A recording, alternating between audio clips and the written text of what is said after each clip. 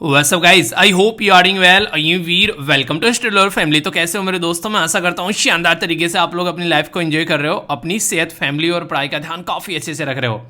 दोस्तों आज का दिन स्टार्ट करते हैं फुल जोश के साथ में, और जोश इतना हाई होना चाहिए कि पूरे सप्ताह बरकरार रहना चाहिए। सबसे पहले तो जय हिंद। कोई गुड आफ्टरनून, कोई गुड इवनिंग, कोई गुड मॉर्निंग नहीं, बस जय हिंद। ओके बड़ी ही प्यारी बात यहाँ पर बोली है। इसको स्टार्ट करने से पहले जो स्टार्टिंग में वीडियो है उसके बारे में आप लोगों से बात करूंगा, पर सबसे पहले सबसे इंपॉर्टेंट बात, आज का दिन क्या आप लोगों को कैसे यूटिलाइज करना है उसकी प्लानिंग आप लोगों ने कर ली। आज आप लोग अपने दिन को कैसे यूटिलाइज करने वाले हो, क्या उसका एक पर्टिकुलर प्लान आप लोगों की टेबल पर है? अगर नहीं है तो ये वीडियो कंप्लीट होते ही उस प्लान को बनाना। मैं तो ये बोलूँगा कि इस वीडियो को रोककर यहीं पर उस प्लान को बना लो कि आज का दिन कैसे यूटिलाइज करने वाले हो, क्योंकि वरना दिन ऐसे फिसलेगा हाथ से जैसे रेत निकल जाता है, आप लोग पकड़ते रह जाते हो और पता भी नहीं चलता है। दूसरा, कल का दिन कैसा रहा आप लोगों का, अगर आप लोग उसको ढंग से एनालाइज नहीं करोगे तो आज के दिन को कैसे इंप्रूव करना है ये नहीं समझ पाओगे। कल कितने घंटे पढ़ाई की आप लोगों को मैंने बोला था कि कोशिश करो कि ये देखो कि कितने घंटे कल आप लोगों ने पढ़ाई की।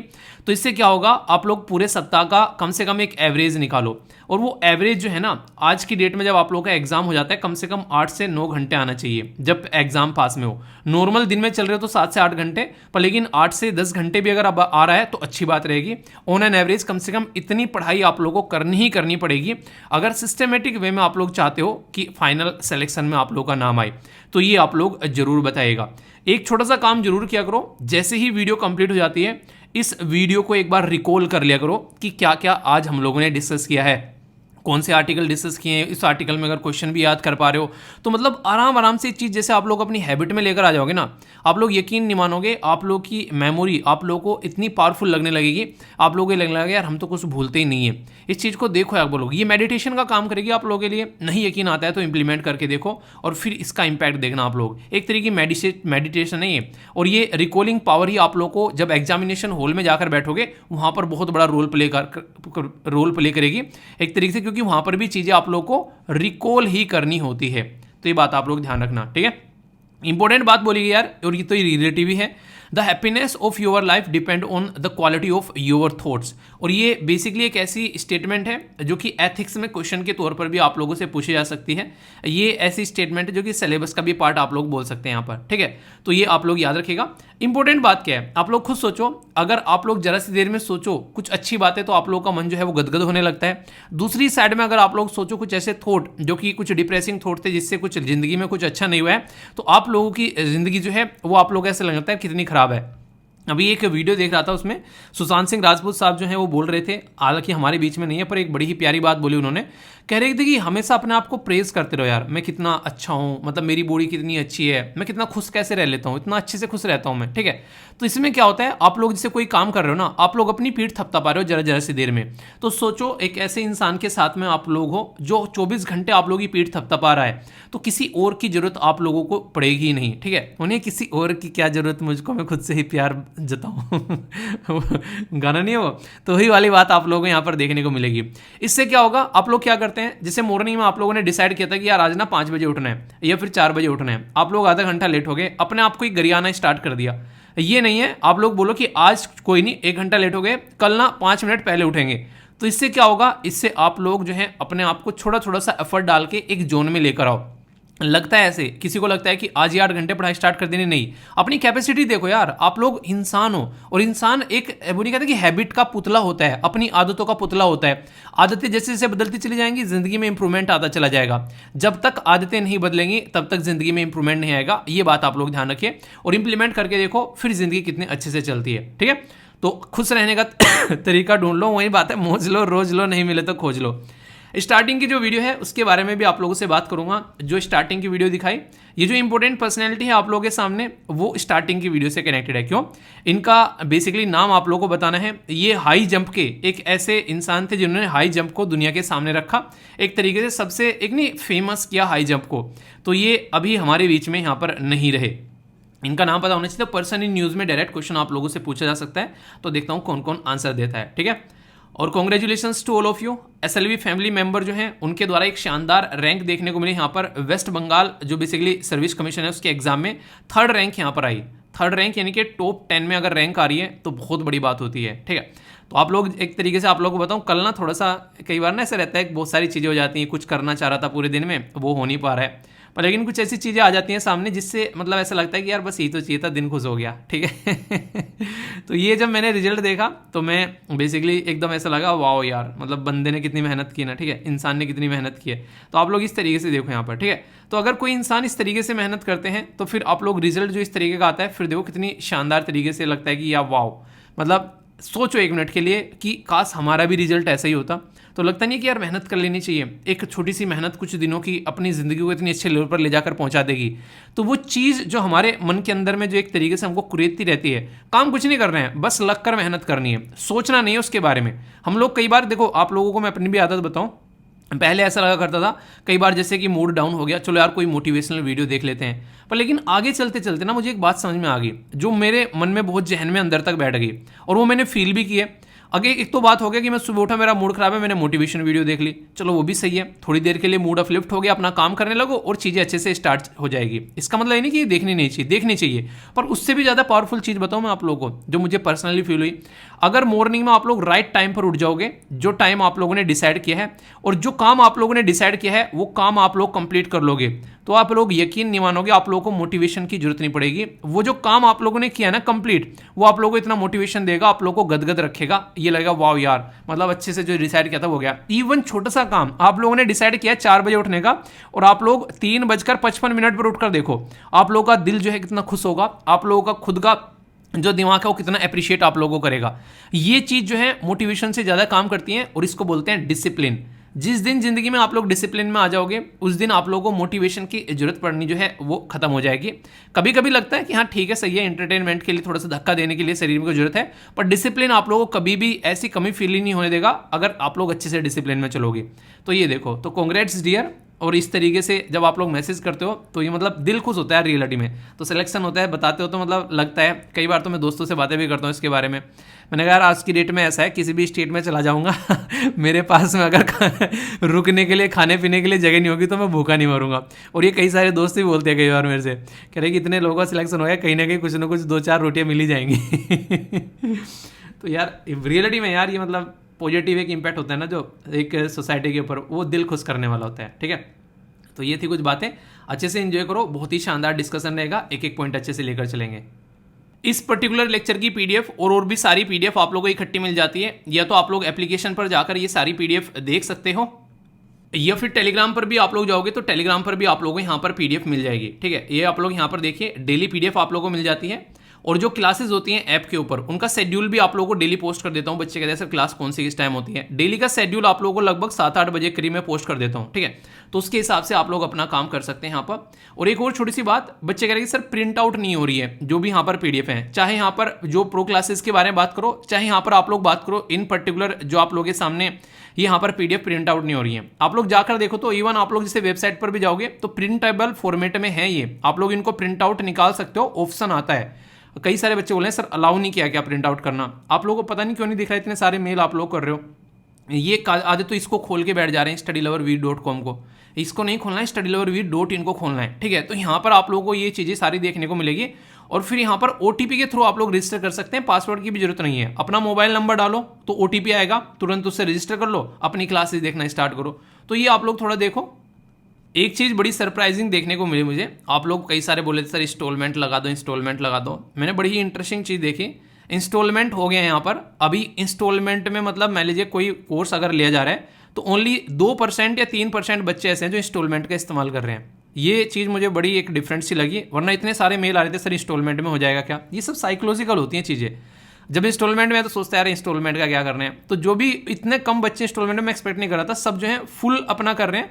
तो ये देखो कई बार ना ऐसा लगता है कि चीज़ें हो तो सही है, अभी यहाँ पर ऑप्शन है, वरना फोर्स किया जाए कि ऐसा ही करना है, तो ऐसी चीज़ें हैं। कल अभी इंटरेस्टिंग चीज़ आप लोगों को बताऊँ, यहाँ पर ये एक ऐसी चीज़ें होती हैं जब इंसान चीज़ों को करना स्टार्ट करता है ना, उसको ऐसा लगता है, ऐसा कह रहा है कि सर जी एक तरीके से ना, जब आप लोगों को सबसे बड़ी बात बताता हूँ, देखो मैं, जब आप लोग एक ऐसे डॉक्टर के पास में जाते हैं जहां पर आप लोगों को लगता है कि ये जो डॉक्टर है ना, ये एक एक चीज़ का इलाज जो है वो बड़ी तसल्ली में करेगा, देख कर करेगा, तो इंसान को अच्छा लगता है कि हाँ यार ये डॉक्टर है, इसको टाइम दे जाए अच्छे से, और एक इंसान जो है वहाँ पर अपना इलाज कराता है, दिल की तसल्ली में सामने वाला सुनता है, तो उसको मजा आता है। पर लेकिन एक डॉक्टर ऐसा है कि 2 मिनट में देखा और चक्कर कर दिया, तो उसमें तसल्ली मजा नहीं आता है, ठीक है। भले ही इलाज जो है वो दूसरा भी सही करे, पर लेकिन इंसान चाहता है कि उसकी कोई सुने। तो यहाँ पर जैसे ही सुनी गई वो सुन ली, पर लेकिन यूज नहीं कर रहा इसको कोई वो मुझे बड़ा डिफरेंट लगा।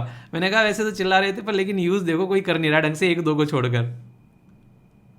करना हो तो यूज कर लेना, 1 महीने का टाइम मिल जाएगा आप लोग आराम से, ठीक है, तो टेंशन मत लेना।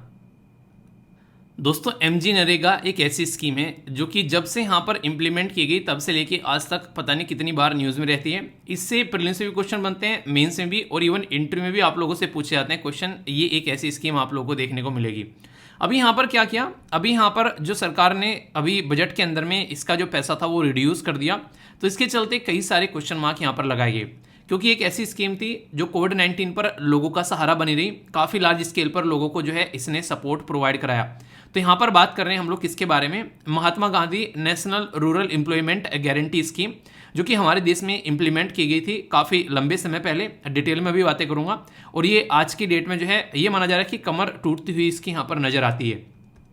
कुछ बेसिक चीज़ें जो कि आप लोगों को इस पर्टिकुलर स्कीम के बारे में पता होनी चाहिए, और यहाँ से डायरेक्ट क्वेश्चन बन जाता है। सबसे पहले तो आप लोगों को याद होगा, मैंने जब आप लोगों को industrial relation and labour laws पढ़ाए थे, वहाँ पर मैंने आप लोगों को राइट टू वर्क के बारे में बताया था। तो इंडस्ट्रियल रिलेशन लेबर लॉज में यहाँ पर राइट टू वर्क जो है वो यहाँ पर जब हम लोग बात कर रहे थे, तो उस टाइम पर आप लोगों ने देखा कि यहाँ पर आर्टिकल 41 जो है वो बेसिकली यहाँ पर बहुत ज़्यादा जरूरी है, ठीक है। एक बात और बता रहा हूँ, जैसे अभी वहाँ पर आप लोगों की 6 क्लास हो गई हैं, ठीक है, तो जब भी 7वीं क्लास अभी होगी 1-2 दिन के अंदर में, तो रिवीजन करके आइएगा उसको ढंग से, ठीक है, क्योंकि उसमें क्या होता है फिर आप लोग चीज़ों को रिकॉल कर पाते हो और कनेक्ट कर पाते हो। बहुत सारी चीज़ें डिस्कस और की जाएंगी वहाँ पर, आप लोग का एक बैलेंस आगे बनता रहेगा फिर, ठीक है। तो ये आर्टिकल 21 जो होता है, इसका मतलब क्या होता है, इसका मतलब होता है कि राइट टू वर्क। और यहाँ पर सबसे इंटरेस्टिंग चीज़ ये है कि एक ऐसी स्कीम है जो कि 2 आर्टिकल को आप लोगों को बहुत ही बखूबी निभाती हुई नजर आती है। एक तो यहाँ पर राइट टू लाइफ, और दूसरा है यहाँ पर right, basically right to work, ठीक है, right to life with dignity. यानी कि सोचो आज की डेट में आप लोगों को जो मिल जाती है, और जैसे आप लोगों को जो मिलती है समाज में आप लोगों की रेस्पेक्ट बढ़ जाती है। वो इंसान जो कि आज की डेट में आप लोग की इज्जत नहीं कर रहे थे, 1 मिनट में आप लोग की इज्जत करना स्टार्ट कर देते हैं। एक बार एक IAS भाई साहब का इंटरव्यू सुन रहा था, उन्होंने बड़ी इंटरेस्टिंग चीज़ बोले कि जब तक मेरा रिजल्ट नहीं आया था, हम लोग रिजल्ट देखने की होड़ में लगे हुए थे। UPSC अपने बेसिकली बोर्ड के सामने रिजल्ट लगाया करती थी पहले, अब तो सारी चीज़ें ऑनलाइन आप लोगों को देखने को मिलती है। तो कुछ पुराने IAS ऑफिसर थे, तो उन्होंने बोला कि 2 मिनट पहले तक धक्का मुक्की हो रही थी रिजल्ट देखने में, कोई पूछ भी नहीं रहा था कि मैं कहाँ पर खड़ा हूँ। और 2 मिनट बाद ऐसा क्या चेंज आ गया मेरी ज़िंदगी में, जैसे ही रिजल्ट आया, मेरी रैंक थी अच्छी, मैं IAS बन गया, तो तुरंत लोग हैं, तुरंत मेरे लिए वहाँ पर एक तरीके से रेस्पेक्ट आ गई लोगों के मन में। कह रहे कि इंसान तो यार अब भी मैं वही था, अब थोड़ी देर पहले तो इज्जत नहीं मिल रही थी। तो ये होता है, आप लोगों की लाइफ एक तरीके से डिग्निटी वाली हो जाती है। जैसे ही आप लोगों के पास में जॉब आती है, लोग आप लोग की इज्जत करना स्टार्ट कर देते हैं। वरना आप लोगों के अंदर ऐसे नहीं कि उस टाइम पर फूल उगाते हैं कि आप लोग के अंदर फूल निकल आए कि आप लोग की जॉब लग गई है, नहीं, आप लोग जो है एक प्रोडक्टिव इंसान हो गए, आप लोग किसी के ऊपर डिपेंडेंट नहीं रहे, आप लोगों की लाइफ जो है वो सारी चीज़ें आप लोगों के हाथ में आ गई है। इसलिए इंसान जो है इस तरीके से आप लोगों को यहाँ पर इज्जत देता हुआ नजर आता है। तो right to life with dignity बहुत ज़्यादा जरूरी है, क्योंकि हर एक इंसान पैदा तो एक जैसे होता है, पर लेकिन इस दुनिया में आकर वो क्या चीज़ें लेकर चल रहा है, कैसे जिंदगी लेकर चल रहे हैं, वहाँ से डिसाइड होती हैं सारी चीज़ें। तो ये पर्टिकुलर स्कीम एक ऐसी स्कीम है जो कोविड-19 के टाइम पर लोगों के जीने का सहारा बनी। खासकर जो शहरों में काम किया करते थे, दूर दराज वाले एरिया में, जब वो गांव में आए तो उस टाइम पर बहुत अच्छी सपोर्ट उनको यहाँ पर देखने को मिली। अगर बात करें यहाँ पर, इसका पहले नाम था national Rural Employment guarantee act. 2005 में जब यहाँ पर ये एक्ट लाया गया, 2006 में इसको इंप्लीमेंट किया गया, तो इसका नाम चेंज किया गया आगे MG नरेगा, इनके महात्मा गांधी जी का नाम लगा दिया। क्यों? क्योंकि महात्मा गांधी जी जो थे वो हमेशा गांव के उत्थान के बारे में बातें करते थे। वो बोलते थे कि गांव में हमारा भारत बसता है, अगर हमारे गांव जो है वो आगे अच्छे से बढ़ गए तो हमारा देश आगे बढ़ जाएगा। मैक्सिमम पॉपुलेशन हमारी गांव में रहती है। आज की डेट में अलग बात है कि हम लोग शहरों में आकर रहने लगे हैं, बहुत सारी चीज़ें हमारी चेंज हो गई हैं, पर फिर भी गाँव में इंडिया बसता है आज की डेट में भी। तो 100 दिन का एम्प्लॉयमेंट उनको दिया जाए एक तरीके से। अगर किसी इंसान ने जाकर रजिस्टर कर दिया कि मुझे जॉब चाहिए, अच्छी बात यहां पर यह है कि उस इंसान को अगर जॉब नहीं मिलती है तो उसको भत्ता मिलना स्टार्ट हो जाएगा। क्यों? क्योंकि उसने तो जॉब मांग ली, अब आपने नहीं दी, तो ये आप लोगों की गलती है। तो इसको कहते हैं अधिकार, इसको कहते हैं राइट। यानी कि आपने मांगी, आप लोगों को नहीं मिल रही है, तो आपके राइट का हनन हो रहा है। तो दुनिया में पहली स्कीम बनी जो राइट टू वर्क के बारे में लोगों को अधिकार देती हुई यहाँ पर नजर आई, और ये सीख के चलते यहाँ पर ये इतनी ज़्यादा अप्रिशिएट भी की गई, क्योंकि एक ऐसा तबका सोसाइटी का जिसके ऊपर कोई ध्यान नहीं दे रहा था, वो इस स्कीम के चलते एक तरीके से कहीं ना कहीं अपनी जिंदगी की गुजर बसर करने लगा। इंपॉर्टेंट बात क्या है, फर्स्ट टाइम इसको प्रपोज किया गया 1991 में, और उस टाइम पर देश के प्रधानमंत्री थे पीवी नरसिम्हा राव। एमजी नरेगा को फिर आगे लाकर यहां पर इंप्लीमेंट किया गया। आप लोगों को ये बताना है कि हमारे संविधान में वो कौन सा आर्टिकल है जो कि पंचायती राज सिस्टम के बारे में बातें करता है डीपीएसपी के अंदर में। यहां से पंचायत निकाल के लाए हम लोग। स्टार्टिंग से हमारे संविधान में पंचायत नहीं थी, याद रखिएगा। जब स्टेटमेंट देते हैं क्वेश्चन में तो आप लोग कंफ्यूजन में डालते हैं कि हमारे संविधान में ओरिजिनली पंचायत थी, नहीं। पंचायती राज सिस्टम हमारे संविधान में 73rd कॉन्स्टिट्यूशन अमेंडमेंट के द्वारा लाया गया, और म्यूनिसिपैलिटी जो है वो 74th कॉन्स्टिट्यूशन अमेंडमेंट के द्वारा लाई गई, वो भी 1992 में, यानी कि 1950 में संविधान इंप्लीमेंट हो गया। उसके 42 साल बाद हमारे देश में पंचायती राज सिस्टम इंप्लीमेंट किया गया।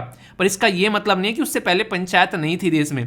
पंचायत थी, वो अपने राज्य ने अपने अपने हिसाब से बना रखी थी। कोई पर्टिकुलर कानून नहीं था जिसको फॉलो कर कर वो पंचायत बना सकते थे।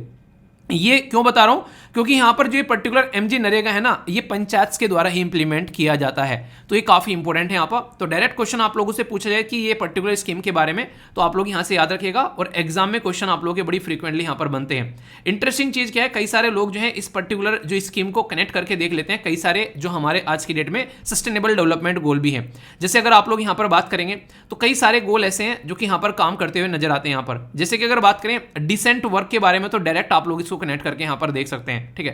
कहीं ना कहीं भूखमरी भी मिटती है जब इंसान को यहां पर एक तरीके से जॉब मिलती है, उसकी गरीबी भी मिटती है, आप लोग देख सकते हैं। हेल्थ भी वो अपनी सही रख सकता है जब उसके पास में पैसा आएगा, बच्चों की एजुकेशन को भी लेकर चल सकता है। तो इस तरीके से इनइक्वलिटी भी यहां पर आप लोगों को खत्म होती हुई नजर आती है। और इसका स्कीम का इस्तेमाल कई बार इन्वायरमेंट को सपोर्ट करने के लिए भी यहां पर किया जाता है। तो एक ऐसी स्कीम है जिसको अगर कोई टच करता है तो ये लगता है कि यार गलत चीज टच कर दी, इतने सारे लोगों को इससे फायदा हो रहा था। इसके चलते यहां पर बार बार इसके बारे में बातें की जाती है। तो आर्टिकल 21 ये आप लोगों को याद रखना है, और आर्टिकल 41 ये दोनों आर्टिकल आप लोगों को याद रखने हैं, एमजी नरेगा से रिलेटेड है। कोई भी कंफ्यूजन इसको लेकर नहीं होना चाहिए, ठीक है। और फीडबैक जरूर दिया करो यार, जैसा भी आप लोगों को लगता है डिस्कशन, लाइक या फिर डिसलाइक कर कर 1 सेकंड में बता सकते हैं, अपना प्यार दिखा सकते हैं, फिर गुस्सा दिखा सकते हैं अगर मजा ना आया हो लेक्चर में, ठीक है। तो इससे मुझे नहीं मतलब फीडबैक, मतलब यूट्यूब को फीडबैक मिलता है। मैंने दिखा रखा था चैनल वार्निंग पर पड़ा हुआ है, इसलिए चैनल की जो रीच है वो बिल्कुल रोक दी है। जहां जो बहुत सारे बच्चे इसको देख रहे थे, लाखों लाखों लोग, अब देखो हटकर कहां पर आ गए हैं। रीजन क्या है, उसके ऊपर स्ट्राइक डाल रखी है चैनल के ऊपर, मैंने आप लोगों को दिखाई थी। प्यार है यूट्यूब को हमसे कुछ लोगों को, ठीक है। तो इसलिए फीडबैक जरूर दिया करो, और लगता है लेक्चर आप लोगों को अच्छा लगता है तो ज़्यादा से ज़्यादा लोगों तक आप लोग पहुंचा भी सकते हो इसको, ठीक है। तो कोई भी कंफ्यूजन नहीं होना चाहिए इसको लेकर।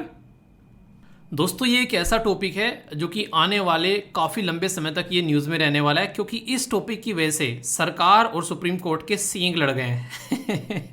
सींग लड़ गए हैं, क्यों बोल रहा हूँ सींग लड़ गए हैं, इसलिए बोल रहा हूँ कि सरकार जो है वो कह रही है कि ऐसा नहीं होगा, सुप्रीम कोर्ट कह रहा है कि ऐसा होगा, और इसके लिए हम अपनी बाकायदा सुप्रीम कोर्ट की बेंच बनाने जा रहे हैं, और वो बेंच जो है इस मैटर की सुनवाई करेगी। और सबसे इंटरेस्टिंग चीज़ बताऊँ आप लोगों को, वो जो बेंच इस मैटर की सुनवाई करेगी वो लाइव करेगी, लाइव परफॉर्मेंस देखने को मिलेगी आप लोगों को। यानी कि सुप्रीम कोर्ट के अंदर में जो डिबेट डिस्कशन चलेगा ये 18 अप्रैल से, वो सबको लाइव देखने को मिलेगा, लाइव सुनने को मिलेगा, ताकि जनता भी इसके बारे में जागरूक हो सके।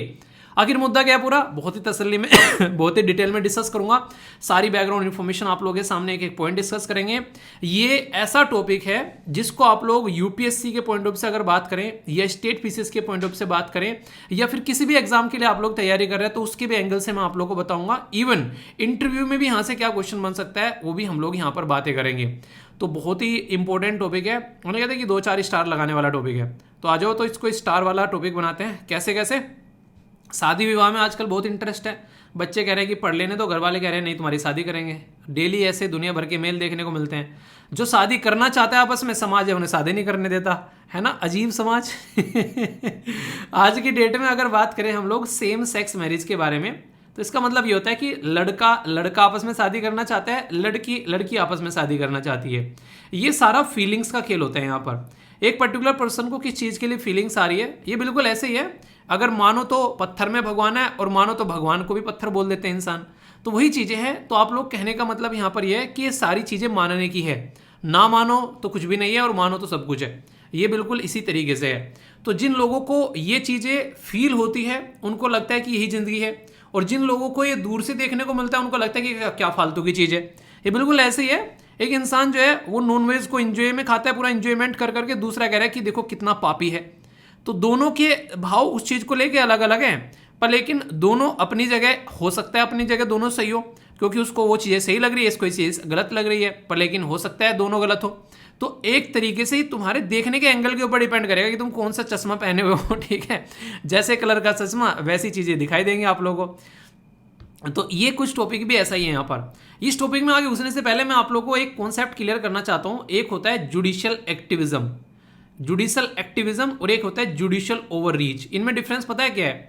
इनमें एक बहुत ही माइन्यूट सा डिफरेंट है। उन्हें कहते हैं कि महीन सी लाइन है। अगर ओवर रीच बोले और बेसिकली जो जुडिशियल एक्टिविज्म है वो तो एक पॉजिटिव कैटेगरी में आता है कि जुडिशरी एक्टिव हो रही है ऐसे मुद्दों को लेकर जो कि समाज में बहुत ही ज़्यादा इंपॉर्टेंस रखते हैं। पर लेकिन ओवर रीच का मतलब क्या हो गया कि जुडिशरी ने भाई साहब बिल्कुल गवर्नमेंट के पाले में जाकर गेंद जो है उठाकर अपने पाले में लाकर रख ली कि ये कानून भी है हम ही बनाएंगे। मतलब क्या है? मतलब ऐसे जैसे किसान जो विरोधी आंदोलन चल रहा था, जैसे किसानों का आंदोलन चला था गवर्नमेंट के विरोधी कानूनों को लेकर, उस टाइम पर सुप्रीम कोर्ट को ये देखना था कि ये कानून संविधान के हिसाब से हैं या फिर संविधान के हिसाब से नहीं है। सुप्रीम कोर्ट का मतलब ये था कि चेक करे यस या फिर नो। पर सुप्रीम कोर्ट ने ना तो यस बोला ना नो बोली। सुप्रीम कोर्ट ने क्या किया? एक कमेटी बना दी। कमेटी बनाने का काम सुप्रीम कोर्ट को कहाँ से हो गया? तो ऐसी ऐसी चीज़ें जो होती हैं वो आती है कि सरकार के मैटर में जाकर इंटरफेयर कर देना। आप लोग ट्रिपल तलाक के मुद्दे पर आप लोग देख सकते हैं, ठीक है। वहां पर आप लोगों को सुप्रीम कोर्ट का डिसीजन देखिए। असलियत में देखा जाए तो सोसाइटी का मुद्दा था यहाँ पर, वो कहीं ना कहीं कानून बनाने का मुद्दा था यहाँ पर। तो इंडियन सोसाइटी और गवर्नेंस में हम लोग बात करेंगे तो सरकार को कानून बनाना था। आप लोग देखो जहां पर सरकार को लगता है कि यहाँ पर जनता जो है बिगड़ जाएगी, वो सुप्रीम कोर्ट के पाले में आधी बार तो गेंद अपना भी फेंक देता है। पर यहाँ पर सरकार सुप्रीम कोर्ट के पाले में गेंद फेंकने के बिल्कुल भी मूड में नहीं है। तो इसलिए यहाँ पर जहां पर सुप्रीम कोर्ट अपने आप खींच लाता है गेंद, तो यहाँ पर वही बातें देखने को मिल रही है। सुप्रीम कोर्ट अपने आप खींच के ला रहा है गेंद। और जहां पर मैटर होता है कानून का कि पार्लियामेंट में प्रॉपर डिबेट और डिस्कशन होने के बाद में ये कानून जो है वो पास होना चाहिए, तो उस कानून को वो एक तरीके से बाईपास करके सुप्रीम कोर्ट अपना डिसीजन देता है कि भाई साहब ऐसे करो, ठीक है। उसके बाद में फिर सरकार जो है वो कानून बनाती है। तो ये क्या हो गया कि सरकार के एरिया में कबड्डी कबड्डी कबड्डी करता हुआ चला गया बेसिकली सुप्रीम कोर्ट, और उसको छू के टच करके चलाया कि पॉइंट हो गया मेरा, अब हम करेंगे इसके ऊपर काम। तो आप लोग ऐसे चीजें यहां पर समझ सकते हैं। अभी मुद्दा क्या है? मुद्दा यहां पर यह कि सरकार कह रही है कि अगर यहां पर सेम सेक्स मैरिज को अलाउ कर देते हैं तो ये जो समाज में हम लोग रहते हैं उस समाज के ताने बाने को बर्बाद करके रख देगा। सुप्रीम कोर्ट ये कह रहा है कि सेम सेक्स मैरिज अगर कोई कर रहा है तो वो उसका फंडामेंटल राइट है, उस इंसान का राइट टू प्राइवेसी का अधिकार है। वो इंसान जब उसको राइट टू प्राइवेसी का अधिकार मिल चुका है केस पुत्तस्वामी केस के बाद में 2017 में हमारे संविधान के अंदर में आर्टिकल 21 के तहत में, तो फिर उसको आप लोग शादी करने से क्यों रोक रहे हो? वो अपनी जिंदगी अपने हिसाब से व्यतीत करेगा। आप लोग कौन होते हो उसमें इंटरफेयर करने वाले? सरकार कह रही है कि ठीक है इंटरफियर नहीं कर रहे हैं, पर लेकिन अगर कुछ ऐसा काम समाज में होने लगे जिसकी वजह से पूरे समाज में कुछ ऐसी चीज़ें फैल जाएं, वहाँ पर चीज़ें जो है वो गलत तरीके से होने लगे, तो ये बहुत ही ज़्यादा बर्बादी कर सकता है यहाँ पर। तो उसके चलते कई सारे मुद्दे आप लोगों को यहाँ पर इस पर्टिकुलर जो आर्टिकल के अंदर में देखने को मिलेंगे। एक एक करके डिस्कस करेंगे। कहीं ना कहीं से कोई ना कोई चींटी की कतार निकल के आती है। आप लोगों ने देखा ना कि चींटी की कतार कहाँ जा रही है, तो उसी के बारे में बात करेंगे। चींटी की कतार जो है कई सारे केसेस से निकल कर आती है। एक केस था जिसको बोलते हैं नवतेज सिंह जौहर वर्सेस यूनियन ऑफ इंडिया का केस, जो कि 2018 का केस था। इसने क्या किया? इसने सबसे पहले तो ये काम कर दिया कि जो सेक्शन आप लोगों ने सुना होगा 377 सेक्शन था, 377 को बहुत सारे लोगों ने ऐसे भी करके लिखा, ठीक है, कि ये दोनों जो मिल गए हैं। मतलब क्या था इसका? पहले अगर कोई लड़का और लड़की जो कि यहाँ पर एक सेक्सुअल इंटरकोर्स में पाए जाते थे जो कि सेम सेक्स के हैं, यानी कि लड़का लड़के के साथ में फिजिकल रिलेशन बना रहा है, लड़की लड़की के साथ में फिजिकल रिलेशन बना रही है, इनके लिए पर्टिकुलर टर्म दी गई है। जैसे लड़का लड़के के साथ में फिजिकल रिलेशन बना रहा है तो उसको गे बोल देते हैं, लड़की लड़की के साथ में फिजिकल रिलेशन बना रही है तो उसको हम लोग क्या बोल देते हैं? लेस्बियन बोल देते हैं। ये पर्टिकुलर डिफाइंड टर्म है। घर वालों के साथ में बैठे हो तो थोड़ा सा दूर हो जाइएगा, फिर बोलना मत कि सर बताया नहीं, कई सारे बच्चे ऐसे होते हैं। पर लेकिन मैं ये बोलूँगा कि ऐसी चीज़ें हैं कि घर वालों को भी डिस्कस करनी चाहिए। आज की डेट में तो थोड़ा सा ओपन समाज होना चाहिए, क्योंकि कई सारे ऐसे हैं। एक बार देखो, कई बार क्या होता है, कई ना पापा होते हैं तो पापा बेसिकली लेक्चर सुनते हैं, ठीक है। तो एक थे अंकल लेक्चर सुन रहे थे वो, तो उन्होंने बेसिकली क्या किया, बोले कि मतलब एक तरीके से ना कि बच्चों को कि इनका लेक्चर सुना करो बड़ा अच्छा होता है। उस दिन मैं कुछ ऐसे ही टॉपिक पढ़ा रहा था उन्होंने फिर मुझे मेल लिखा कि सर आपका लेक्चर मैंने परिवार को सुनाने के लिए खोल के रखा और आपने तो आज पूरा काम कर दिया। तो यार ये मेरे हाथ की बात नहीं है, तो टॉपिक की बात है। देखो जो पढ़ाने वाली चीजें मैं पढ़ा रहा हूँ, और जब उसके ऊपर सुप्रीम कोर्ट डिबेट डिस्कशन कर रहा है, बाकायदा लाइव डिस्कशन कर रहा है, तो भाई साहब हम तो टीचर ठहरे, हमारा तो एक तरीके से धर्म है लोगों को समझाना चीजें। तो यार हम तो देखो इसको पढ़ाएंगे खुल खुल के, तो उसमें कोई बड़ी बात भी नहीं है। एक पढ़ा लिखा इंसान है तो 11th की एनसीईआरटी में बच्चे को सारी चीजें पढ़ाई जाती है, वो अलग बात है कि टीचर साहब उसको बाईपास करके निकल जाते हैं। चलिए तो अच्छे से एंजॉय करते हैं पूरे इसको डिस्कशन को। तो अगर लड़का और लड़का आपस में बेसिकली उसको गे, और वैसे उसको बोलेंगे हम लोग लेस्बियन, ये दो मुद्दे आप लोगों को नॉर्मली यहां पर देखने को मिलते हैं। हालांकि केसेस कई सारे हैं, पर लेकिन जो मेन मुद्दा नॉर्मल समझाने के पॉइंट ऑफ व्यू से वो इनको लिया जाता है कि अगर नॉर्मली शादी करने की बात आती है तो एक परिवार दूसरे परिवार से जाकर मिलता है। पहले तो चाय पानी पे मिलते हैं, फिर और चीजें आगे बढ़ती हैं, फिर रस्में पस्में चलती हैं, फिर कस्में पस्में चलती हैं, और उसके बाद में फिर जो है दो लोग जो हैं वो एक ऐसे बंधन में बंधते हैं जहां पर जिएंगे और मरेंगे साथ। फिर दोनों के सींग लड़ने लगते हैं कुछ दिनों बाद वो अलग बात हो जाती है।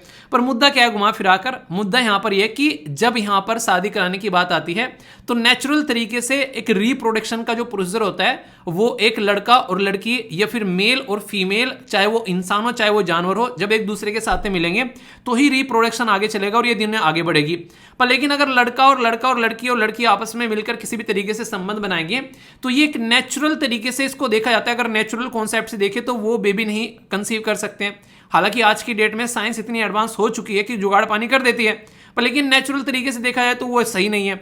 अब ये बोल रहे हैं कि आज की डेट में हमारे देश में अलग अलग कानून बने हुए हैं। आप लोगों को पता है कई सारे हमारे देश में ऐसे कानून हैं जो कि अलग अलग रिलीजन को कैसे कैसे हम लोग को शादी करनी है, तो उसके बारे में पूरी बातें करते हैं खुल के। मतलब क्या है, मतलब ये कि अगर हिंदू अगर शादी करनी है तो उसके लिए हमारे देश में एक अलग कानून देखने को मिलेगा। अगर मुस्लिम कम्युनिटी को शादी करनी है तो उसके लिए हमारे देश में अलग से कानून देखने को मिलेगा। इनके बारे में मैं बात करूंगा, टेंशन मत लेना, ठीक है। तो आप लोगों को पता है तो कहीं ना कहीं एक पर्टिकुलर एक्ट है जो कि हिंदू अगर एक तरीके से दूसरे रिलीजन में जाकर शादी करना चाहता है, और एक तरीके से अगर मुस्लिम दूसरे रिलीजन में जाकर शादी करना चाहता है, यानी कि इंटर रिलीजन अगर शादी करनी है तो उसके लिए अलग से कानून है हमारे देश में। आप लोगों को पता है उसको बोलते हैं स्पेशल मैरिज एक्ट 1954 का। तो ये जो कम्युनिटी है जो कि यहाँ पर ये पर्टिकुलर कम्युनिटी है यहाँ पर जिसको आप लोग बोल रहे हैं कि लेस्बियन और गे कम्युनिटी, ये कह रही है कि जब तुम दो रिलीजन को आपस में शादी करने के लिए अलाउ कर देते हो यार कि तुम जाओ शादी कर लो, तो भाई साहब हम में कौन से कांटे लग रहे हैं, हमको क्यों नहीं अलाउ कर रहे हो तुम शादी करने के लिए? यार हम भी तो तुम ही जैसे हैं, ठीक है। देख तेरे इंसान की हालत क्या हो गई, भगवान कितना बदल गया इंसान। इसका कुत्ता कुत्ता और मेरा कुत्ता टॉमी, यानी कि तेरा कुत्ता कुत्ता उन्हें मेरा कुत्ता कुत्ता और तेरा कुत्ता टॉमी, यानी कि तुम शादी करो इंटर रिलीजन में तो सही, तुम शादी करो अपने रिलीजन में तो सही, हम अगर शादी करे भी तो भी दिक्कत, अपने रिलीजन को दूर की बात होगी। तो ये कह रहे हैं कि स्पेशल मैरिज एक्ट बना इसलिए गया था ताकि स्पेशल केसेस में इसमें अलाउ किया जा सके। तो स्पेशल केसेस वाले एक्ट में हमको भी अलाउ कर दो भाई साहब, ये मुद्दा लेकर यहां पर पहुंचे। पर लेकिन मुद्दा क्या है, स्पेशल मैरिज एक्ट के बारे में आप लोगों को पता है कि अगर उसके अंदर किसी को शादी करनी होती है दो कम्युनिटी के लोगों को, तो उसको पहले जाके डिक्लेयर करना होता है कि हम लोगों को शादी करनी है, ठीक है। तो फिर उस एरिया में जो ऑफिसर्स होते हैं, जुडिशल जो उस एरिया में डिस्ट्रिक्ट ऑफिसर्स होते हैं, वो एक नोटिस निकालते हैं कि भाई साहब ये अलग अलग रिलीजन के दो लोग जो हैं वो शादी करने जा रहे हैं। किसी को अगर आपत्ति हो तो वो आकर अपनी शंका जो है यहाँ पर जाहिर करे। अब पहले ही ये ऑलरेडी आप लोगों को मैंने बताया कि दो केसेस के बाद में चीजें जो है काफी लिबरल हो गई हमारे देश में। एक तो नवतेज सिंह जौहर का केस आ गया 2018 का, और इससे पहले केशवानंद भारती जी जो है वो झंडा गाड़ के जा चुके हैं 2017 में। उन्होंने प्राइवेसी को फंडामेंटल राइट बना दिया था आर्टिकल 21 के तहत में। अब अगर इस पर्टिकुलर कानून के हिसाब से माने एक इंडिविजुअल दूसरे इंडिविजुअल के साथ में शादी कर रहा है तो वो उनका प्राइवेट अफेयर है, और तुम जो है उसको पब्लिक कर रहे हो कि भाई साहब आ जाओ, जिसको इस पर्टिकुलर मुद्दे में उंगली करनी हो, टांग अड़ानी है तो वो अड़ा ले तो आप लोग खुद सोचो, एक रिलीजन का दूसरे रिलीजन में शादी कर रहा है तो वहां पर दुनिया भर की टांग लड़ जाती है। जब लड़का और लड़की इस स्पेशल मैरिज एक्ट जो कि 1954 का है, इसके हिसाब से शादी करेंगे तो क्या वहां पे टांग लड़ेगी कि तलवार लड़ेंगी? तलवार और लाठियां लड़ेंगी कि भाई साहब ये तो समाज को बर्बाद करेंगे, इसको हम लोग अलाउ नहीं करने देंगे। तो मुद्दे कई सारे हैं यहाँ पर। तो सुप्रीम कोर्ट भी इस बात को समझ रहा है, तो सुप्रीम कोर्ट भी नहीं चाह रहा है कि कल को मेरे ऊपर कोई आगे उल्टी सीधी बातें बोले। तो ऐसा काम करेंगे भाई साहब, छुपके कुछ नहीं करेंगे, बाकायदा पब्लिक में प्रोसीडिंग चलेगी। 18 तारीख से सब इंसान जो है सुनेंगे, तो यानी कि हर एक इंसान जो है उसको समझना चाहिए। और ये बड़ा अच्छा डिसीजन है सुप्रीम कोर्ट का, क्योंकि अगर हर एक इंसान सुनेगा, समझेगा डिबेट डिस्कशन किस डायरेक्शन में जा रहा है, तो सबको समझ में भी आएगा कि थोड़ा क्या सही है और क्या गलत है। तो यहां पर फंडामेंटल राइट का कॉन्सेप्ट आ गया। एक तो आप लोगों को पता है राइट टू प्राइवेसी की बात यहां पर आ रही है, ठीक है। इंडिविजुअल के अधिकार की बात आ रही है। राइट टू इक्वालिटी के बारे में यहां पर बात की जा रही है, आर्टिकल 14 के बारे में अगर आप लोग बात करें। और आप लोगों को बताऊं इंटरेस्टिंग चीजें, आज की डेट में कई सारे देश ऐसे हैं जो हमने किया ना अभी नवतेज सिंह जौहर वाले केस में कि डीक्रिमिनलाइज कर दिया सेक्शन 377 को, और चाहे तो दोनों जो है फिजिकल रिलेशन बना सकते हैं प्राइवेट में, कोई नहीं चेक कर रहा तुमको जाके। पर लेकिन आज की डेट में ये डीक्रिमिनलाइज करने वाले हम नहीं है, ये सहरा हमारे सर पे नहीं बंधा ओनली। टोटल दुनिया में ऐसे देश आप लोगों को 133 ऐसे देखने को मिलेंगे जिन्होंने इसको डीक्रिमिनलाइज कर रखा है। पर किंतु परंतु अपितु बल्कि एक मुद्दा यहां पर यह है कि 32 ही ऐसे देश हैं पूरी दुनिया में जो कि सेम सेक्स मैरिज को लीगलाइज करते हैं। और अगर बात करें एशिया के अंदर में तो ऐसा अकेला देश है ताइवान, और अगर हम लोग इसको अलाउ कर देते हैं तो दूसरे नंबर पर हमारा झंडा गड़ जाएगा कि भाई साहब इंडिया कितना लिबरल देश है, वो इतनी अच्छे अच्छे डिसीजन ले रहा है कि सेम सेक्स मैरिज को भी अलाउ कर दिया है। तो आर्ग्यूमेंट फेवर में तो ये है कि अगर बात करें तो आप लोग सिविल जो स्पेशल मैरिज एक्ट है उसमें अलाउ कर दो, फंडामेंटल राइट का है उनका, भाई साहब उनको एंजॉय करने दो, इक्वलिटी उनको भी है, जब दूसरों को दे रहे तो उनको भी दो, और ग्लोबल लेवल पर जब दुनिया कर रही है तो भाई साहब तुमको क्यों दर्द हो रहा है, शादी वो कर रहे हैं, रहना उनको है, लाइफ उनको एंजॉय करनी है, जब दोनों एक दूसरे के साथ में वो खुश हैं तो तुम क्यों परेशान हो, ठीक है। तो यहां पर एक तरीके से उनकी जिंदगी है उनको एंजॉय करने दो। तो ये बातें यहां पर बेसिकली बोली जा रही है। तो ये कई सारी तरीके से चीजों को देखा जा रहा है, तो आप लोगों को इसको समझना पड़ेगा थोड़े से ओपन माइंड के हिसाब से। देखिए एक इंसान जो है वो कह रहा है कि मुझे अपनी जिंदगी अपने हिसाब से जीनी है, समाज जो है उसमें इंटरफेयर कर रहा है कि नहीं तुमको इस हिसाब से जीनी नहीं है। तो लोग कह रहे हैं कि समाज को इंटरफेयर करना बनता भी है क्योंकि उसको देख हम देख कल को और भी काम करेंगे। अब ऐसे तो तुम ये भी बोल सकते हो कि बीड़ी सिगरेट जो है मार्केट में बेचना बंद कर दो, उनको देख देख के कोई बीड़ी सिगरेट भी पीना स्टार्ट कर सकता है, दारू पीना भी स्टार्ट कर सकता है, उनके ऊपर भी बैन लगा दो, उसकी वजह से भी तो समाज जो है वो बेकार होता जा रहा है। ये बहुत सारी चीजें ऐसी हैं। ऐसे तो दुनिया भर की पोन जो है आज की डेट में दुनिया भर में सबसे ज्यादा पोन जो है वो पाकिस्तान और इंडिया में देखी जाती है, ठीक है। तो यहां से आप लोग अंदाजा लगा लो। अब तो इनको भी बंद करो, फिर ये भी तो एक तरीके का अलग ही तरीका पैटर्न चल रहा है। तो किसी इंडिविजुअल को जब आप लोग 21 साल का हो जाता है उसकी शादी के अधिकार दे रहे हो, 18 साल की उम्र में आप लोग उसको वोटिंग का अधिकार दे रहे हो, जिस इंसान को आप लोग 18 साल की उम्र में ये अधिकार दे रहे हो कि तुम अपना नेता चुन लो, वो नेता चुनेगा अपना और वो नेता जो है वो देश चलाएगा, तुम इतना ज्ञानवान इंसान को मान रहे हो कि तुम उसको अधिकार दे रहे हो कि अपना नेता चुन लो, और तुम उसको इतना अधिकार नहीं दे रहे हो कि अपना लाइफ पार्टनर चुन लो। मतलब देश चलाने का अधिकार तुमने उसको दे दिया और लाइफ पार्टनर चुनने का अधिकार तुमने उसको दिया नहीं। तो ये सारी चीजें एक दूसरे के कॉन्ट्रोवर्सी में चली जाती हैं सारी चीजें। तो इसीलिए इनके ऊपर डिबेट डिस्कशन करना जरूरी है। और ये जैसे मैंने बोला नवतेज सिंह जौहर वाला केस ही एकदम निकल के नहीं आया, इसके पीछे भी कई सारे मुद्दे चले, आप लोगों को पता होगा। यहाँ पर जैसे मैंने आप लोगों को ये स्लाइड कई बार सुनाई है, नाज ये foundation versus government of Delhi का केस आया था, इसके बाद में सुप्रीम कोर्ट का केस आया 2013 में जिसमें यहाँ पर बातें चली। इसी बीच में एक बहुत ही इंटरेस्टिंग केस आया था NALSA versus union of India का, इसने ट्रांसजेंडर को पहली बार थर्ड जेंडर बना दिया। सबसे बड़ी प्रॉब्लम इनको भी देखने को मिलती है। पुत्ता स्वामी और नवतेज सिंह जौहर का केस मैंने आप लोगों को बता दिया। तो घुमा फिराकर आज की डेट में अगर बात करें तो ये अलग अलग तरीके से देखे जाने वाला एक ऐसा एक्ट है, कोई बोलता है अच्छा है और कोई बोलता है बुरा है। तो जिसको अच्छा लग रहा है वो अच्छा बोलता है, जिसको बुरा लग रहा है वो बुरा बोलता है। अब ये डिपेंड करता है कि पूरा समाज इसको कैसे लेगा। तो इसी के लिए सुप्रीम कोर्ट ने एक बाकायदा बेंच बना दी है, वो बेंच जो है वो सारे मैटर सुनेगी। सुप्रीम कोर्ट में एक बड़ा ही प्यारा सा आर्टिकल है कॉन्स्टिट्यूशन के अंदर में जिसका इस्तेमाल किया जाता है। कौन सा आर्टिकल है? आर्टिकल 145 का सेक्शन 3। ये आप लोग याद रखिएगा। इसके तहत में पावर मिली हुई है सुप्रीम कोर्ट को कि वो कॉन्स्टिट्यूशनल बेंच बना सकता है। और आप लोगों को ये बताना है कि ये पावर किस इंसान को मिली हुई है। एक ही है वो इंसान जिसको ये पावर मिली हुई है, आप लोगों को पता चल गया होगा। अच्छा, टोटल सुप्रीम कोर्ट में स्ट्रेंथ कितनी है आज के डेट में जजेस की, पता है आप लोगों को? Total including chief justice of India, बताइए जरा। सुप्रीम कोर्ट में जजेस की अपॉइंटमेंट किस आर्टिकल के थ्रू होती है? आर्टिकल 124 के थ्रू होती है। और किस आर्टिकल के थ्रू हाई कोर्ट में आप लोगों को अपॉइंटमेंट होती है, ये आप लोगों को बताना है। ये सारे वो क्वेश्चन है, ये सारे वो आर्टिकल है जो टाइम टू टाइम आप लोगों को न्यूज में देखने को मिलते रहते हैं। नॉर्मली देखा जाए तो 3 तरीके कैटेगरी में डिवाइड किया गया है। पनिशेबल फॉर होमोसेक्सुअलिटी जो एक्ट है उसमें बोलते हैं कि भाई साहब ये पनिश एक तरीके से डेथ देनी चाहिए सेंटेंस, और होमोसेक्सुअलिटी इलीगल है। कुछ लोग तो ऐसा मानते हैं। दूसरे जो यहाँ पर थोड़े से न्यूट्रल टाइप के हैं, वो कहते हैं कि यार इसके लिए कोई कानून नहीं है और जो कर रहे हैं उसको करने दो। तीसरे टाइप के हैं कि भाई साहब सेम सेक्स मैरिज अलाउ होनी चाहिए और यहाँ पर सबको जो है अपना अपना हिसाब है उसको एंजॉय करना चाहिए। तो अलग अलग कैटेगरी में देश है। यहाँ पर अगर बात करें, यहाँ पर ये जो डेथ सेंटेंस है आप लोगों को मैक्सिमम मुस्लिम डोमिनेटेड कंट्री देखने को मिलेगी कि तुम करके दिखाओ, तुमको ना सूली पे लटका देना है हम लोगों को, ठीक है। तो वहां पर ये चीजें बिल्कुल अलाउ नहीं है। जहां पर ब्लैक है वहां पर सेम सेक्स मैरिज अलाउ है। भाई साहब तुम लाइफ को एंजॉय कर सकते हो, अपने हिसाब से अपनी जिंदगी जी सकते हो, कोई तुम्हारी जिंदगी में इंटरफेयर करने नहीं आएगा। तुम्हारा खुद का अधिकार है, तुम जैसे तुमको जहां पर जाके जो भी करना है तुम करो, तुम्हारी प्राइवेट लाइफ में कोई इंटरफेयर नहीं करेगा। तो ये सारे मुद्दे आप लोगों को यहाँ पर देखने को मिल रहे हैं। तो आर्टिकल 21 जो है वो राइट टू लाइफ और डिग्निटी के बारे में बात करता है। जब राइट टू लाइफ और डिग्निटी एक साथ में आ जाती है और प्राइवेसी भी उसमें घुस जाती है, तो भाई साहब फिर तो कोई आकर तुम्हारी जिंदगी में इंटरफेयर नहीं कर सकता।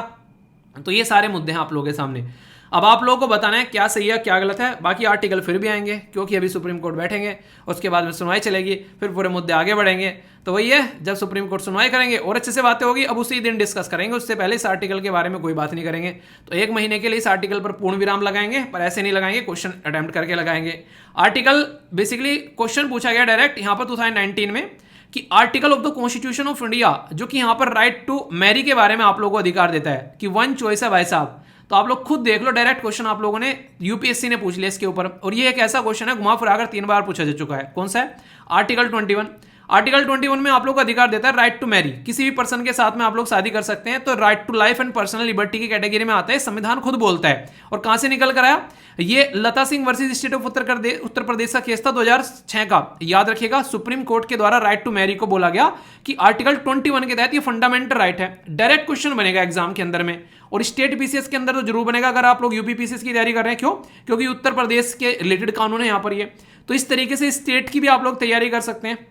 इंटरेस्टिंग एक क्वेश्चन बताऊं आप लोगों को। एक बच्चे ने बोला कि सर मेरी जो सिस्टर है वो तैयारी कर रही है स्टेट बीसीएस की। वैसे तो तैयारी मैं भी कर रहा हूँ स्टेट बीसीएस की, पर मेरी सिस्टर जो है वो कोचिंग कर रही है, और मैं जो है मैं कोचिंग नहीं कर रहा हूँ, मैं आपसे पढ़ रहा हूँ। अभी आईएमएफ के बारे में, आईएमएफ के था सर डब्ल्यूएचओ के बारे में था क्वेश्चन कोई, तो आपने तो पता नहीं बहुत गहराई में जाकर पढ़ा दिया। डब्ल्यूएचओ ये, डब्ल्यूएचओ की रिपोर्ट, पता नहीं क्या क्या। मेरी दीदी ने है, उसने कोचिंग में पढ़ा है, कोचिंग में उन्होंने कुछ पढ़ाया नहीं है, ऊपर ऊपर से पढ़ा के निकल गए। तो मैंने दीदी से बोला कि सर तो ऐसा पढ़ा रहे हैं। मेरी दीदी मुझे ये कह रही है कि स्टेट पीसीएस में जो इतनी गहराई में पूछा नहीं जाता है, फालतू में टाइम वेस्ट मत करो, कोचिंग वाले सही पढ़ा रहे हैं। तो यार आप लोग खुद देखो कि मतलब किस अंधेरे में आपको रखा जा रहा है। ठीक है, अब कल को वहां पर डब्ल्यूएचओ की रिपोर्ट अगर पूछ लेगी, वो कोचिंग वाले इतना भी नहीं एफर्ट डाल रहे हैं इतने पैसे लेने के बाद में कि वो रिपोर्ट ही बता दे डब्ल्यूएचओ की आप लोगों को, तो मतलब क्या ही चीजें रह गई है। करंट अफेयर मैं आज की डेट में बता दूं आप लोगों को, और भी कई सारे सब्जेक्ट ऐसे हैं। इवन मैं इंटरेस्टिंग तो मुझे ये लगा, बहुत सारे बच्चे ने जो एपीएफसी की तैयारी नहीं कर रहे हैं क्योंकि यूपीएससी का कोई कोर्स लॉन्च नहीं किया है, तो एपीएफसी का कोर्स ज्वाइन कर लिया और मुझे मेल कर रहे हैं सर इसी बहाने हमारी प्रीलिम्स की तैयारी हो जाएगी। समझ रहे हैं आप लोग यहाँ पर? और वे बच्चे हैं जो ऑलरेडी कहीं ना कहीं उन्होंने कोचिंग ज्वाइन कर रखी है। तो ये बात मुझे बड़ी सरप्राइजिंग लगी। तो यार क्या मतलब रह गया ऐसी जगह पैसे देने का? एक तरीके से आप लोग ये देखिए जो मतलब इस तरीके से ट्रीट करते हैं बच्चों को। तो ये चीज़ें मुझे थोड़ी सी लगती है कि यार एक तरीके से पैसे भी ले रहे हो सामने वाले से, और उसको मतलब वो तो अधिकार हो गया ना उस बंदे का, वो बेसिकली आप लोगों से पढ़ रहा है, ट्रस्ट कर रहा है, और उस बार ऐसी बातें कर रहे हो।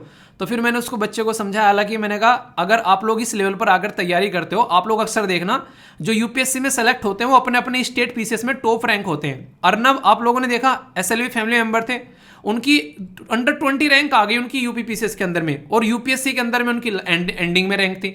आप लोग खुद सोचो अब आप लोग क्या करना है। बस मेरा तो यही समझाना रहेगा, बाकी आप लोग समझ सकते हैं। ये कहते हैं कि सूरज को पाने की चाह करो तो तारे मिल ही जाएंगे। अगर तुम तारों को पाने की चाह करोगे तो भाई साहब कुछ नहीं मिलने का, जमीन पर पड़ोगे आके। तो आप लोग अपने लेवल से थोड़ा सा ऊपर जाके तैयारी करो, वो हर जगह दिखेगा, आंसर राइटिंग में भी दिखेगा, और वो हर जगह आप लोग को दिखाई देगा। ठीक है, तो ये बात ध्यान रखना आप लोग। एक और इंटरेस्टिंग क्वेश्चन है, सेम सेक्स मैरिज कहां कहां पर अलाउ की जाती है? America, Europe, Africa, Asia. तो यहां पर बात की जा रही है। तो यहां पर कौन सा आर्टिकल सही है? 1 2 3 2 3 4 1 4 1 3 4 या फिर ऑल ऑफ द अबोव? तो सही क्या है यहां पर? आप लोग देखते हैं एशिया का भी ऑप्शन यहां पर दे रखा है। तो एशिया के अंदर तो यार कोई अलाउ नहीं कर रखी है यहां पर, आप लोग देख सकते हैं। ठीक है, तो ये कंडीशन क्या हो गई? कंडीशन यहां पर आंसर जो हो गया वो आप लोगों का ए हो गया।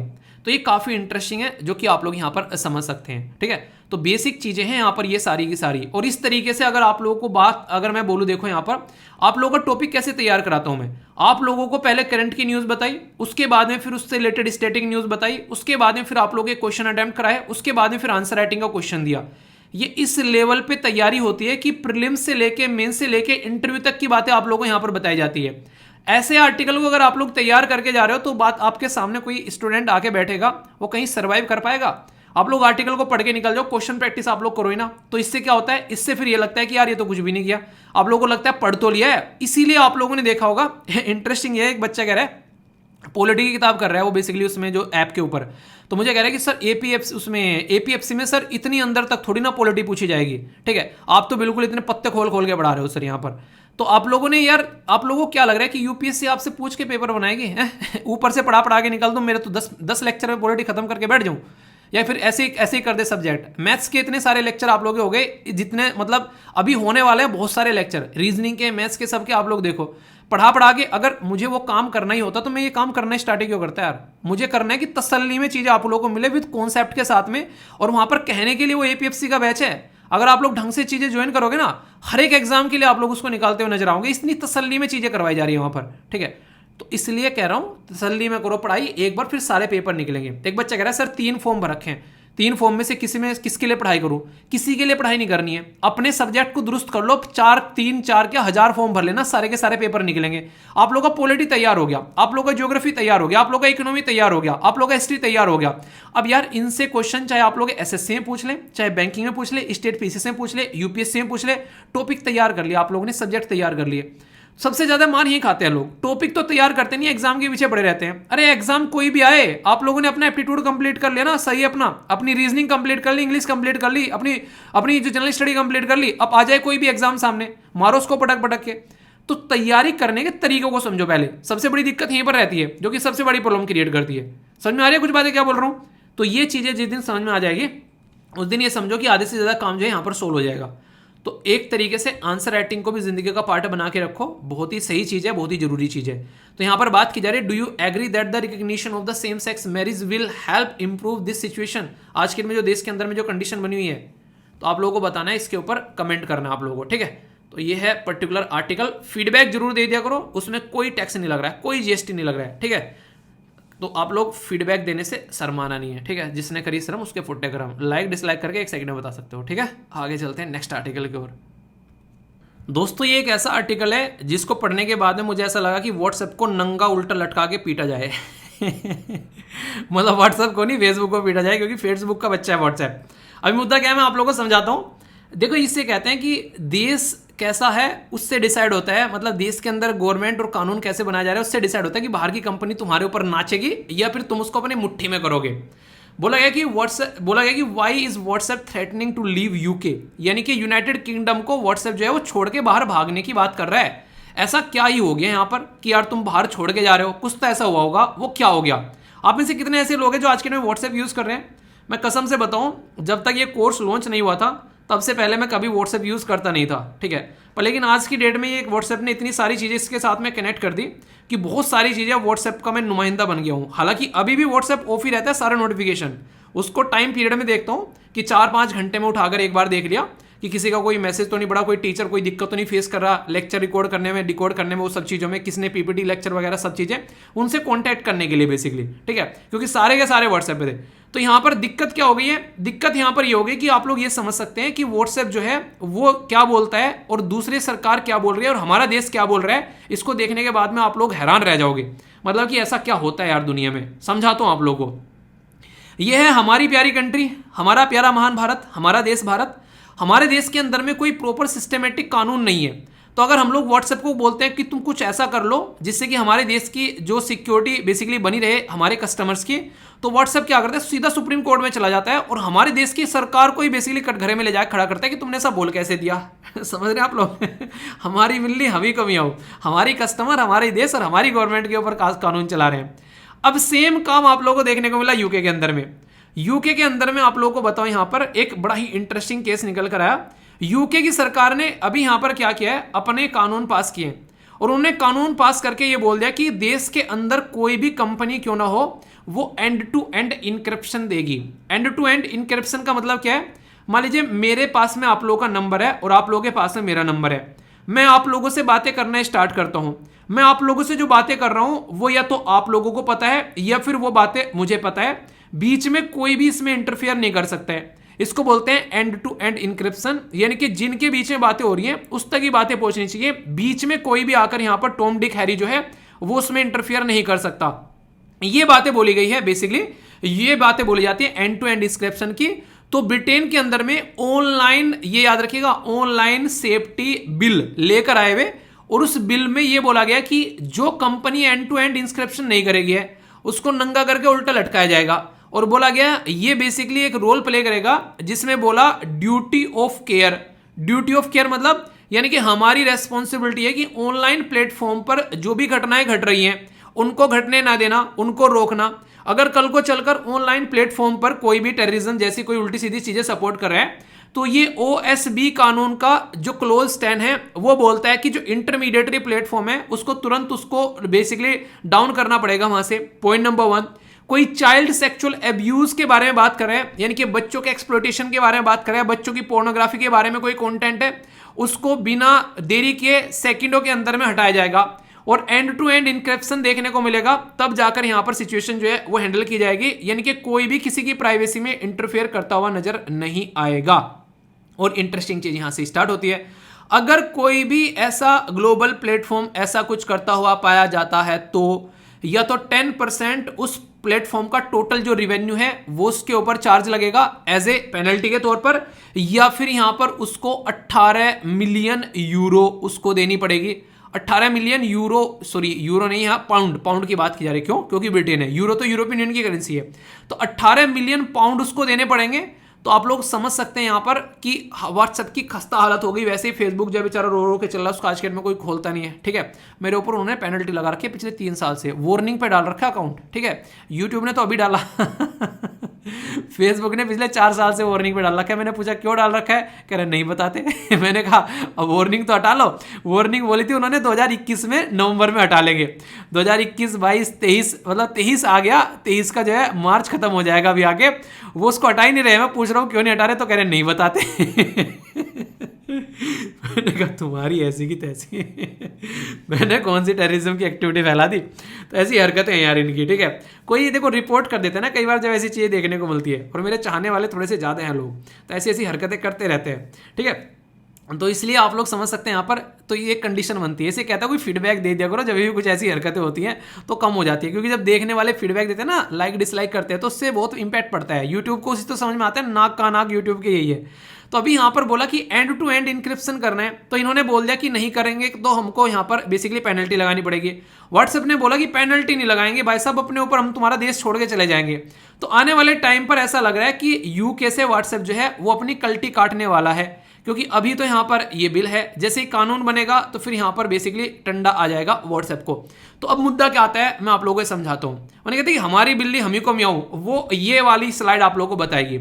ब्रिटेन का ऑनलाइन सेफ्टी बिल जो है वो कहता है कि ड्यूटी केयर के बारे में बात करते हैं, और इसका क्लोज 10 ये कहता है कि कोई भी उल्टी सीधी हरकतें, टेररिज्म, चाइल्ड सेक्सुअल पोर्नोग्राफी, कोई भी ऐसी हरकतें करता हुआ पाया जाता है तो भाई साहब उसके ऊपर पेनल्टी लगाई जाएगी। अगर उसको हटाया नहीं जाएगा तो उसको इमीडिएटली हटाना है। ये प्राइवेसी का हनन होता है यहाँ पर। ठीक है, सिमिलर कानून हमारे देश में यहां बोलते हैं information Technology Intermediary guideline digital media ethic code rule 2021।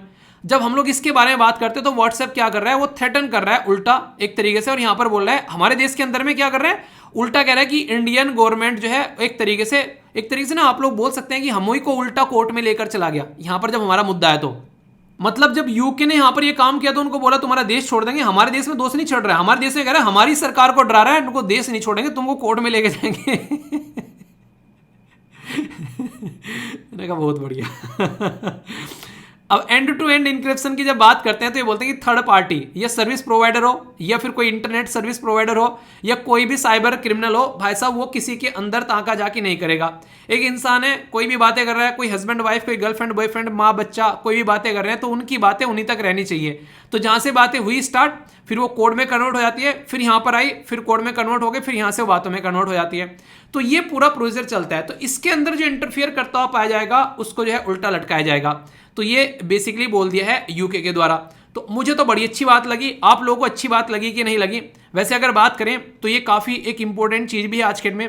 Privacy की ऑल ओवर वर्ल्ड में बातें की जा रही है कि इंडिविजुअल को फोकस देकर चलना है, क्योंकि जब यहाँ पर बात आती है कुछ ऐसे मुद्दों की, यहाँ पर पैसे कमाने की, बड़ी बड़ी कंपनी की, तो फिर क्या करते हैं वो उस चीज़ को भूल जाते हैं। तो ये सबसे खतरनाक चीज़ें देखने को मिलती है। तो इंडिविजुअल के लिए फोकस देना काफ़ी ज़्यादा जरूरी यहाँ पर हो जाता है, जो मुझे तो पर्सनली लगता है। ठीक है, अगर इंडिविजुअल को फोकस नहीं करोगे तो कैसे काम चलेगा? तो ये इसी के चलते यहाँ पर ये पूरा केस आप लोगों के सामने निकल कर आया।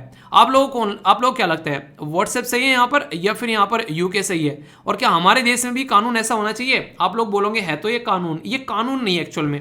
ये क्या लिखा हुआ है? इंटरमीडिएटरी, यहाँ पर लिखा है कि Information Technology Intermediary Guideline and Digital Ethic, जो basically media code rule 2021। Rule का मतलब क्या होता है? रूल का मतलब होता है कि एग्जीक्यूटिव ऑर्डर पास कर दिया सरकार ने और बोल दिया कि इसको इंप्लीमेंट कर देते हैं। पर लेकिन कानून क्या होता है, पार्लियामेंट में बाकायदा पास करके एक स्टैट्यूटरी लॉ बनाया जाता है, इसके सामने रूल की जगह एक्ट लिख जाता, फिर वो एक्ट जो होता है वो पार्लियामेंट के द्वारा पास करके बनाया गया है। अगर जैसे ये बिल है कल को एक्ट बन जाएगा, ऐसा ही कोई बिल हम लोग एक्ट बना दे, फिर व्हाट्सएप हमको आंख दिखा के दिखा दे, व्हाट्सएप भागता हुआ मिलेगा यहाँ से।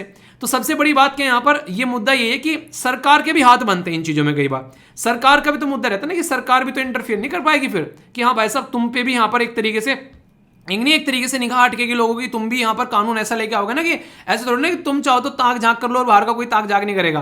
तो ये इसलिए यहाँ पर कई बार क्या रहता है, इतने दिनों से डेटा प्रोटेक्शन बिल जो है वो अटका पड़ा है, इतने अमेंडमेंट किए गए उसके अंदर में कि उसको वापस भेज दिया, इसके अंदर इतने छेद हो गए कि वो कंफ्यूज हो गया कहाँ से अच्छा और कहाँ से बुरा है। ठीक है, अमेंडमेंट बिल जो उसमें बेसिकली तो सरकार ने बोला नया लेकर आएंगे स्टार्टिंग से, भाई ये नहीं आ रहा पसंद, आथू वो वाली बातें हो गई यहाँ पर।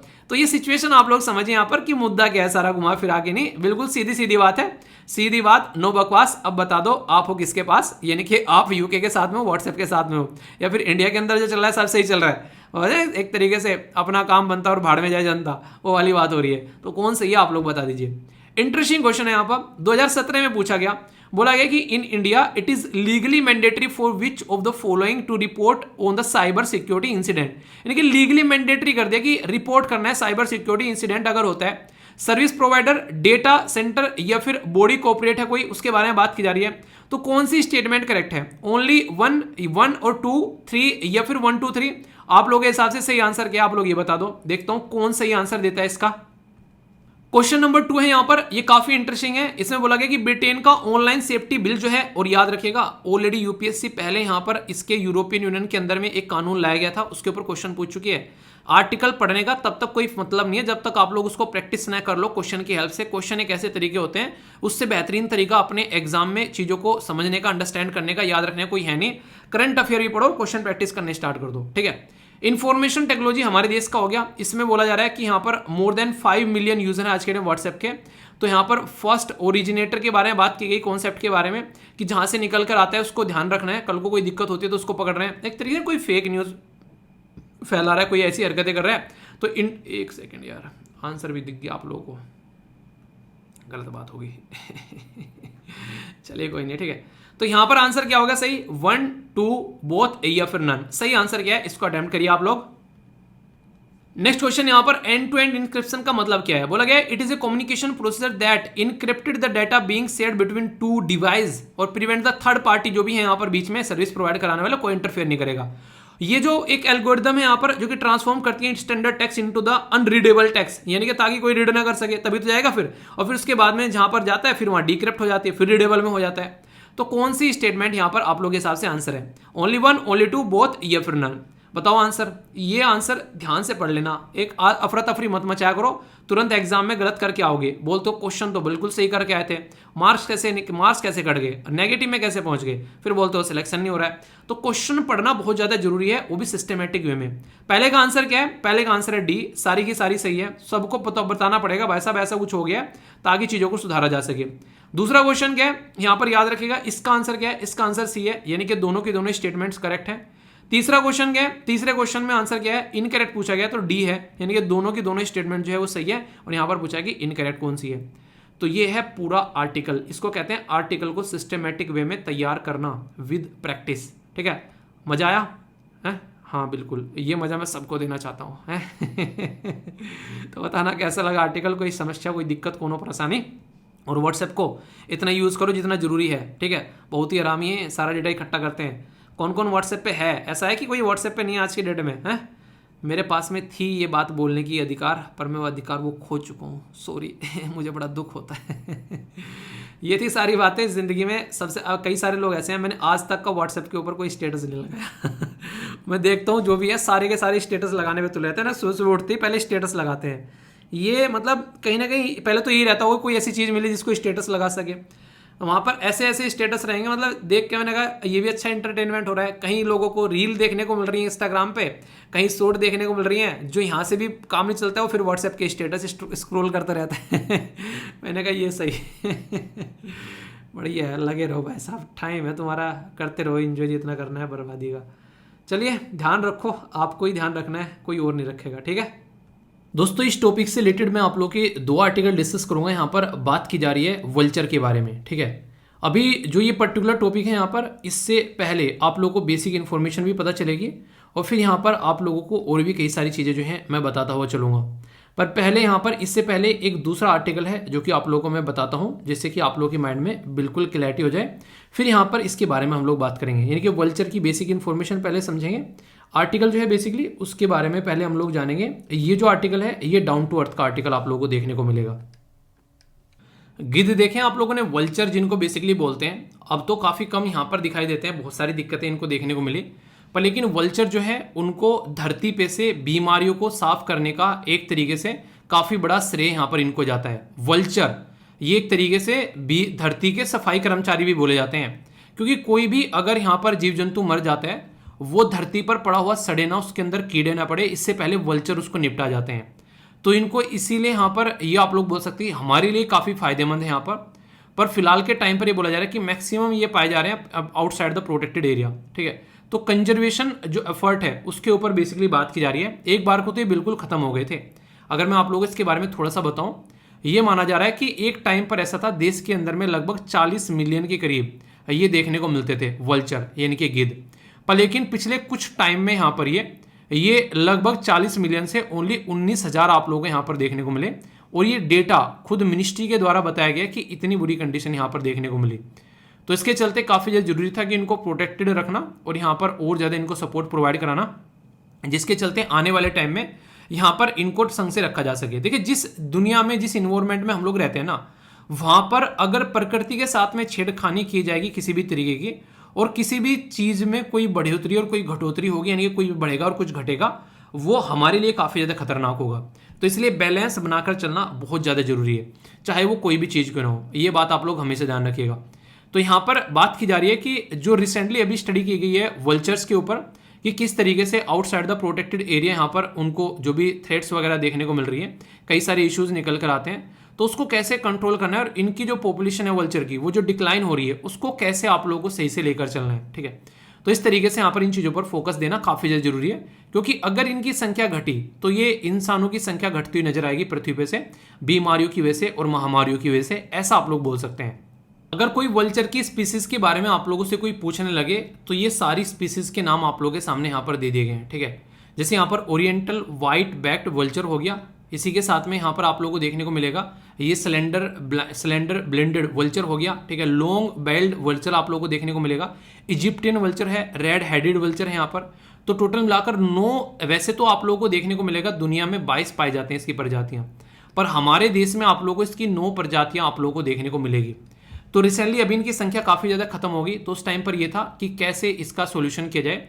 थ्रेट इनको क्यों देखने को मिल रही थी, तो कोई भी चीज़ अगर उसको कोई थ्रेट देखने को मिल रही है, उनकी संख्या खत्म हो रही है, तो उसके पीछे कोई ना कोई रीज़न होगा।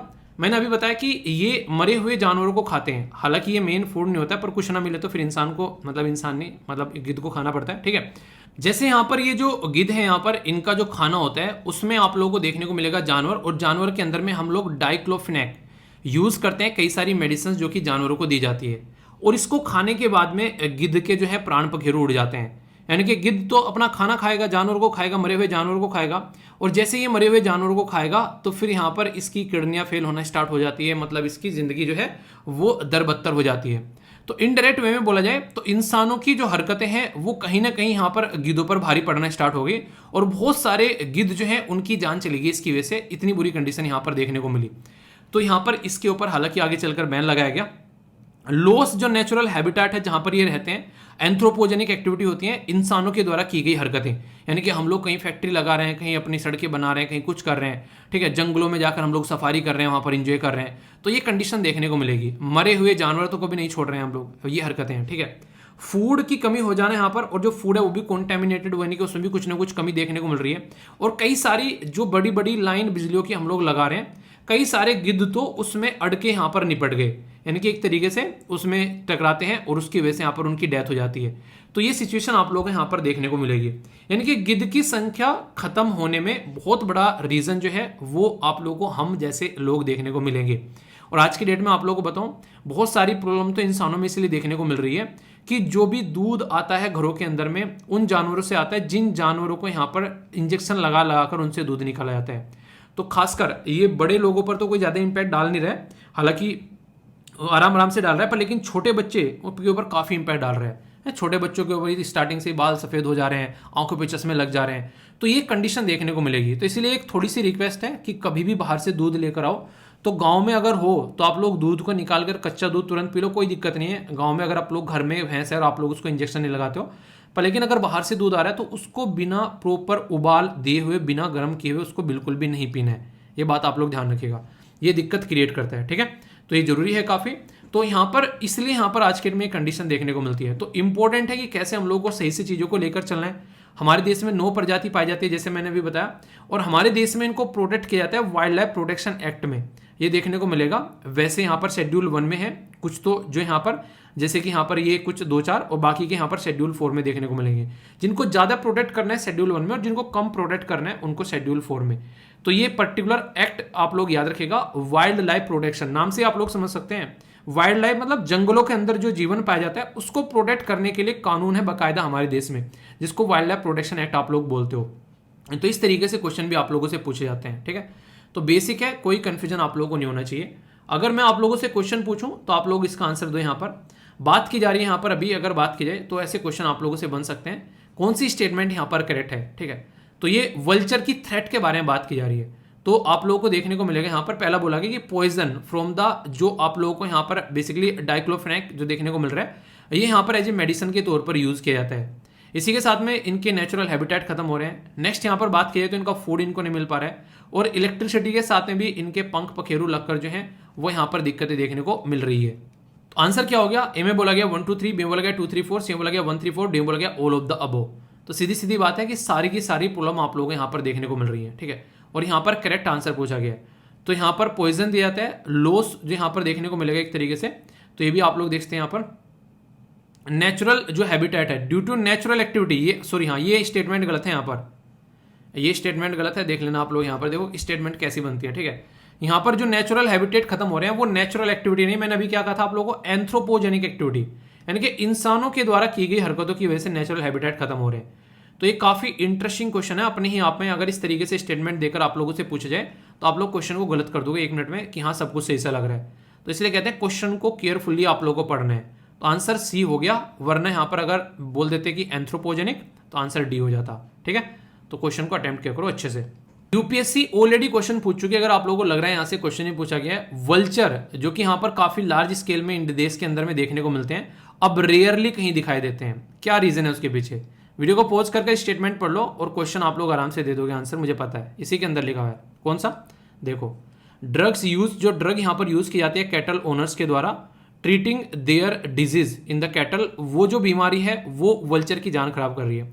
आप लोग खुद सोचो, वैसे जो डॉक्टर होगा, जो साइंटिस्ट होगा, जिन्होंने इसके ऊपर स्टडी की होगी कि वल्चर मर क्यों रहे हैं यार, आखिर ऐसी क्या दिक्कतें देखने को मिल रही है, तो उन्होंने पहले चीज़ों को समझा होगा कि वल्चर को प्रॉब्लम क्या देखने को मिल रही है, कि वल्चर मर रहे हैं पर लेकिन जानवरों को तो खा रहे हैं, तो इसका मतलब जानवरों के अंदर कोई प्रॉब्लम आ गई है। तो यहाँ पर उस तरीके से मतलब एक तह से तह में जाना, वो काफ़ी बड़ी बात होती है यहाँ पर, उस चीज़ को अंडरस्टैंड करना। तो इस तरीके से आप लोग बोल सकते हैं कोई भी चीज़ें जो है डायरेक्टली नहीं होती, ऐसी ऐसी सिचुएशन सामने निकल कर आती है, ठीक है। अब थोड़ा सा इसके बारे में मैं आप लोगों से बताता हूँ, इसी के आगे एक्सटेंडेड आर्टिकल आप लोगों को देखने को मिलेगा। बात की जा रही है यहाँ पर एक पर्टिकुलर टाइप के वल्चर के बारे में। तो यहाँ पर जो ये वल्चर है, इसकी गर्दन देखो आप लोग, ऐसा लग रहा है कि किसी को दाद हो गए हो, ठीक है। पर लेकिन ये इसके फीचर है यहाँ पर, इसको रेड हेडेड वल्चर बोला जाता है। अभी क्यों न्यूज़ में आ गया है रेड हेडेड वल्चर, इसलिए न्यूज़ में आ गया है क्योंकि लगभग 2 डिकेड यानी कि 20 साल के लगभग बाद में यहाँ पर ये इंडिया के अंदर में रिसेंटली अभी स्पॉटेड किया गया, देखा गया है। इससे पहले यहाँ पर देखने को नहीं मिलता था। इसको एशियन किंग वल्चर के नाम से भी जानते हैं। ये काफ़ी देखो आप लोगों से ना कई बार ना, जैसे कि यूपीएससी कई बार इस तरीके से गेम खेलती है, इसलिए मैं आप लोग कहता हूँ कि टॉपिक को आप लोगों को इस तरीके से तैयार करना है। जैसे नहीं आप लोगों से जैसे साइक्लोन के बारे में बात करते हैं, कई जगह इस पर्टिकुलर साइक्लोन को कोई विली विली बोल रहा है कि उस एरिया में पाया जाता है, तो उसको विली विली बोलने लगते हैं। तो ये छोटी छोटी चीज़ें आप लोगों को पता होनी चाहिए। तो ये कहीं ना कहीं डायरेक्ट क्वेश्चन आप लोगों से पूछ लिए जाते हैं इस तरीके से। जब पता होगा तो फिर माइंड में आप लोग कन्फ्यूजन नहीं होगा, ठीक है। तो यहाँ पर इसको एशियन किंग वल्चर भी कहते हैं, और इसी के साथ में यहाँ पर पोंडीचेरी वल्चर के नाम से भी इसको जाना जाता है। ये इंडियन सब कॉन्टिनेंट में जो पाया जाता है नॉर्मली अगर देखा जाए तो, ठीक है। पर लेकिन जब मैंने आप लोगों से डिस्कस की थी यहाँ पर, ये आप लोगों ने सुना था ना कि हम लोगों ने जो यहाँ पर बेसिकली डाइक्लोरोफेन्स के बारे में हम लोगों ने डिस्कस की थी, इसकी वजह से इनकी संख्या घट गई थी, ठीक है। तो ये यहाँ पर जो साइक्लोफेनिक जो है बेसिकली इसकी वजह से जो संख्या घट गई, इसलिए यहाँ पर आप लोगों को देखने को मिले इनकी जो संख्या है वो बेसिकली क्रिटिकली इंडेंजर्ड कैटेगरी में आ गया। ठीक है, तो ये आप लोग समझ सकते हैं। साइंटिफिक नेम आप लोगों के सामने यहाँ पर इसको सर्कोजिप्स कैल्वस के नाम से आप लोग इसको बोल सकते हैं। पूरा अगर ढंग से देखना हो तो ये आप लोग देखते हैं, फिर से देखने को मिल रहा है यहाँ पर, तो बीमारी नहीं है यहाँ पर, ये इसकी एक तरीके से शरीर पे कलाकारी है। ठीक है, बीमारी नहीं है, कलाकारी है। ठीक है, तो ये इसीलिए यहाँ पर अभी न्यूज़ में आ गया। तो बेसिक सी इन्फॉर्मेशन है, तो सारा टॉपिक जो है आप लोगों का वल्चर से रिलेटेड कंप्लीट हो गया। अब कोई डाउट हो तो बताना, अब नहीं डाउट होना चाहिए वल्चर के बारे में, है कि नहीं। ये जो टॉपिक है ये साइंस के साथ में आप लोग यहाँ पर कनेक्ट कर से देख सकते हैं। बेसिकली बात की जा रही है ग्रीन कोमेट के बारे में, इसको हिंदी में नॉर्मली आप लोग धूमकेतु बोल सकते हैं। तो अभी बात की जा रही है कि अर्थ के लगभग यहाँ पर बात की जा रही है ग्रीन कोमेट जो है नियर अर्थ आफ्टर 50,000 ईयर यहाँ पर देखने को मिल रहा है। तो इसके चलते यहाँ पर ये बातें की जा रही है। ठीक है, तो पत्थर के टुकड़े आप लोग बोल सकते हैं आसपास के जो इन्वायरमेंट में घूमते रहते हैं। तो ग्रीन कॉमेट जो है यहाँ पर बेसिकली यहाँ पर आप लोगों को देखने को मिल रहा है कि ऐसा कुछ यहाँ पर सोलर जो अपना जो सिस्टम है उसमें यहाँ पर ये चीज़ें नजर आई। कॉमेट जो होता है एक फ्रोजन एक रिमेन आप लोग बोल सकते हैं मटेरियल होता है जिसमें आइस, रॉक या फिर डस्ट वगैरह आप लोगों को देखने को मिलती है। इसको जो कई बार देखा हम क्या करते हैं, हम लोग चीज़ों के नाम रख लेते हैं, जैसे कि साइक्लोन आ रहा है, साइक्लोन का नाम रख लिया, ये हो गया। ठीक है, किसी का नाम साइक्लोन का नाम एक कैटरीना भी रखा था। ठीक है, ऐसे आप लोग समझ सकते हैं, क्यों, क्योंकि ताकि लोग नाम से कनेक्ट कर सकें। ठीक है, तो यहाँ पर जो टर्म है यहाँ पर इसको बोला गया C2022 E3ZTF। तो ग्रीन कोमेट जो है ये विजिबल है यहाँ पर दो तरीके से, एक तो टेलीस्कोप और एक है यहाँ पर बाइनोकुलर। ठीक है, तो जानते हो आप लोग टेलीस्कोप तो आप लोग सारे जानते हो, इसको भी जानते हो, कईयों के तो पास में होगा ही है। ठीक है, दूसरों के घरों में झांकने के लिए, है कि नहीं। ये तो हो गया। ठीक है, सुशांत सिंह राजपूत का जो एक बार घर दिखाया गया था उस बंदे का, वही बंदा मतलब पढ़ा लिखा बंदा होता है ना, समझदार वाली बातें करता है, तो वो सारी चीज़ें देखने को मिलती है। तो उसकी एक वीडियो देख रहा था मैं, उसमें घर का उनके बेसिकली एक राउंड लगवाया जा रहा था, तो उस टाइम पर उनके घर में एक रखी हुई थी। तो मतलब इंसान के इंटरेस्ट देखो तो अच्छा होता है, इंसान कम से कम अपनी हॉबी पे काम कर रहा है। और ये होता है जो कि आप लोगों के पास में भी देखने को मिल जाता होगा दूसरे घरों में झांकने के लिए, है कि नहीं। तो इससे दोनों से इसको देखा जा सकता है, ये बातें बोली जा रही है। ठीक है, तो यहाँ पर ग्रीन कलर इसका जो आप लोगों को देखने को मिल रहा है, तो इसमें यहाँ पर डायटोमिक कार्बन है, उसके पेयर्स आप लोगों को देखने को मिल रहे हैं एक साथ में जुड़े हैं, जिसकी वजह से यहाँ पर इसका ये कलर निकल कर आ रहा है। इसी के साथ में मोलिक्यूल एमिट्स कर रहे हैं ग्रीन लाइट यहाँ पर, वो काफ़ी ज़्यादा एक तरीके से, तो अल्ट्रावायलेट रेज देखने को मिल रही है इन द सोलर रेडिएशन। ठीक है, तो ये यहाँ पर कुछ इसके बारे में बातें हैं, हल्का सा आइडिया रखेगा, कोई पूछ ले कि हाँ ऐसा भी कुछ था, तो हाँ भाई साहब था। ठीक है, बजट में बहुत सारी चीज़ें रिसेंटली अभी आप लोगों ने देखने को मिली। वैसे अगर बात करें वो बहुत सारी पुरानी चीज़ें जो हैं उनको एक्सटेंड किया जा रहा है। जैसे स्टार्टअप के बारे में बहुत सारी बातें आप लोगों ने देखी वहाँ पर, कैसे हम लोग क्लाइमेट के ऊपर काम कर रहे हैं, एग्रीकल्चर के ऊपर काम कर रहे हैं, हम लोग यंग जनरेशन को कैसे साथ में लेकर चलने वाले हैं, वुमेन के लिए क्या क्या स्कीम प्रोवाइड कराएगी, वो तो सारी बजट में आप लोगों को मैंने बताई है। उनको थोड़ा सा इसलिए भी देख लेना उस वीडियो को, क्योंकि बहुत सारे टॉपिक आप लोगों के आगे रिपीट होते हुए नजर आएंगे, उसमें से निकल कर आगे उनके ऊपर आर्टिकल लिखे जाएंगे। ठीक है, तो यहाँ पर बात की जा रही है MEITY स्टार्टअप हब, तो इसके बारे में मैं आप लोगों से बात करूंगा। ये रिसेंटली अभी XR इसको बोलते हैं एक्सटेंडेड रियलिटी, तो स्टार्टअप प्रोग्राम के बारे में यहाँ पर बात की जा रही है। तो सबसे पहले तो यहाँ पर बोले कि ये किस मिनिस्ट्री के अंडर में है, तो ये जो है बेसिकली आप लोगों को देखने को मिलेगा ministry of electronics and information technology के अंडर में। ठीक है, यहाँ पर जो मेटा है वो बेसिकली आप लोगों को देखने को मिलेगा एक मतलब देखो ये अब बेसिकली चीज़ें क्या होती हैं, जब आप लोग स्टार्टिंग में चीज़ें करना स्टार्ट करते हैं ना, कई सारी चीज़ें नहीं समझ में आती हैं कि क्या लिखा हुआ है, जैसे बहुत सारे शब्द ऐसे हो जाते हैं कई बार। ठीक है, तो एक भाई कह रहा है कि सर ये माता क्या है, मैता माटा। ठीक है, तो आप लोगों को ये सारी चीज़ें ऐसे नहीं कि एकदम आ जाती हैं, तो आप लोग चीज़ों को करना स्टार्ट करते तो फिर सारी चीज़ें समझ में आने लगती है। तो अभी कई सारे इस तरीके से जो एक कंपनीज़ हैं, कईयों के नाम कुछ कुछ ऐसे रहते हैं, तो समझ सकते हैं आप लोग। फेसबुक का नाम क्या है, नया आप लोग बताइए चले। ठीक है, देखता हूँ कौन कौन बताता है। तो 120 के करीब स्टार्टअप और जो इनोवेटर हैं वो एक्सटेंडेड रियलिटी पे काम करने के लिए तैयार हैं। तो ये एक तरीका चैलेंज भी है।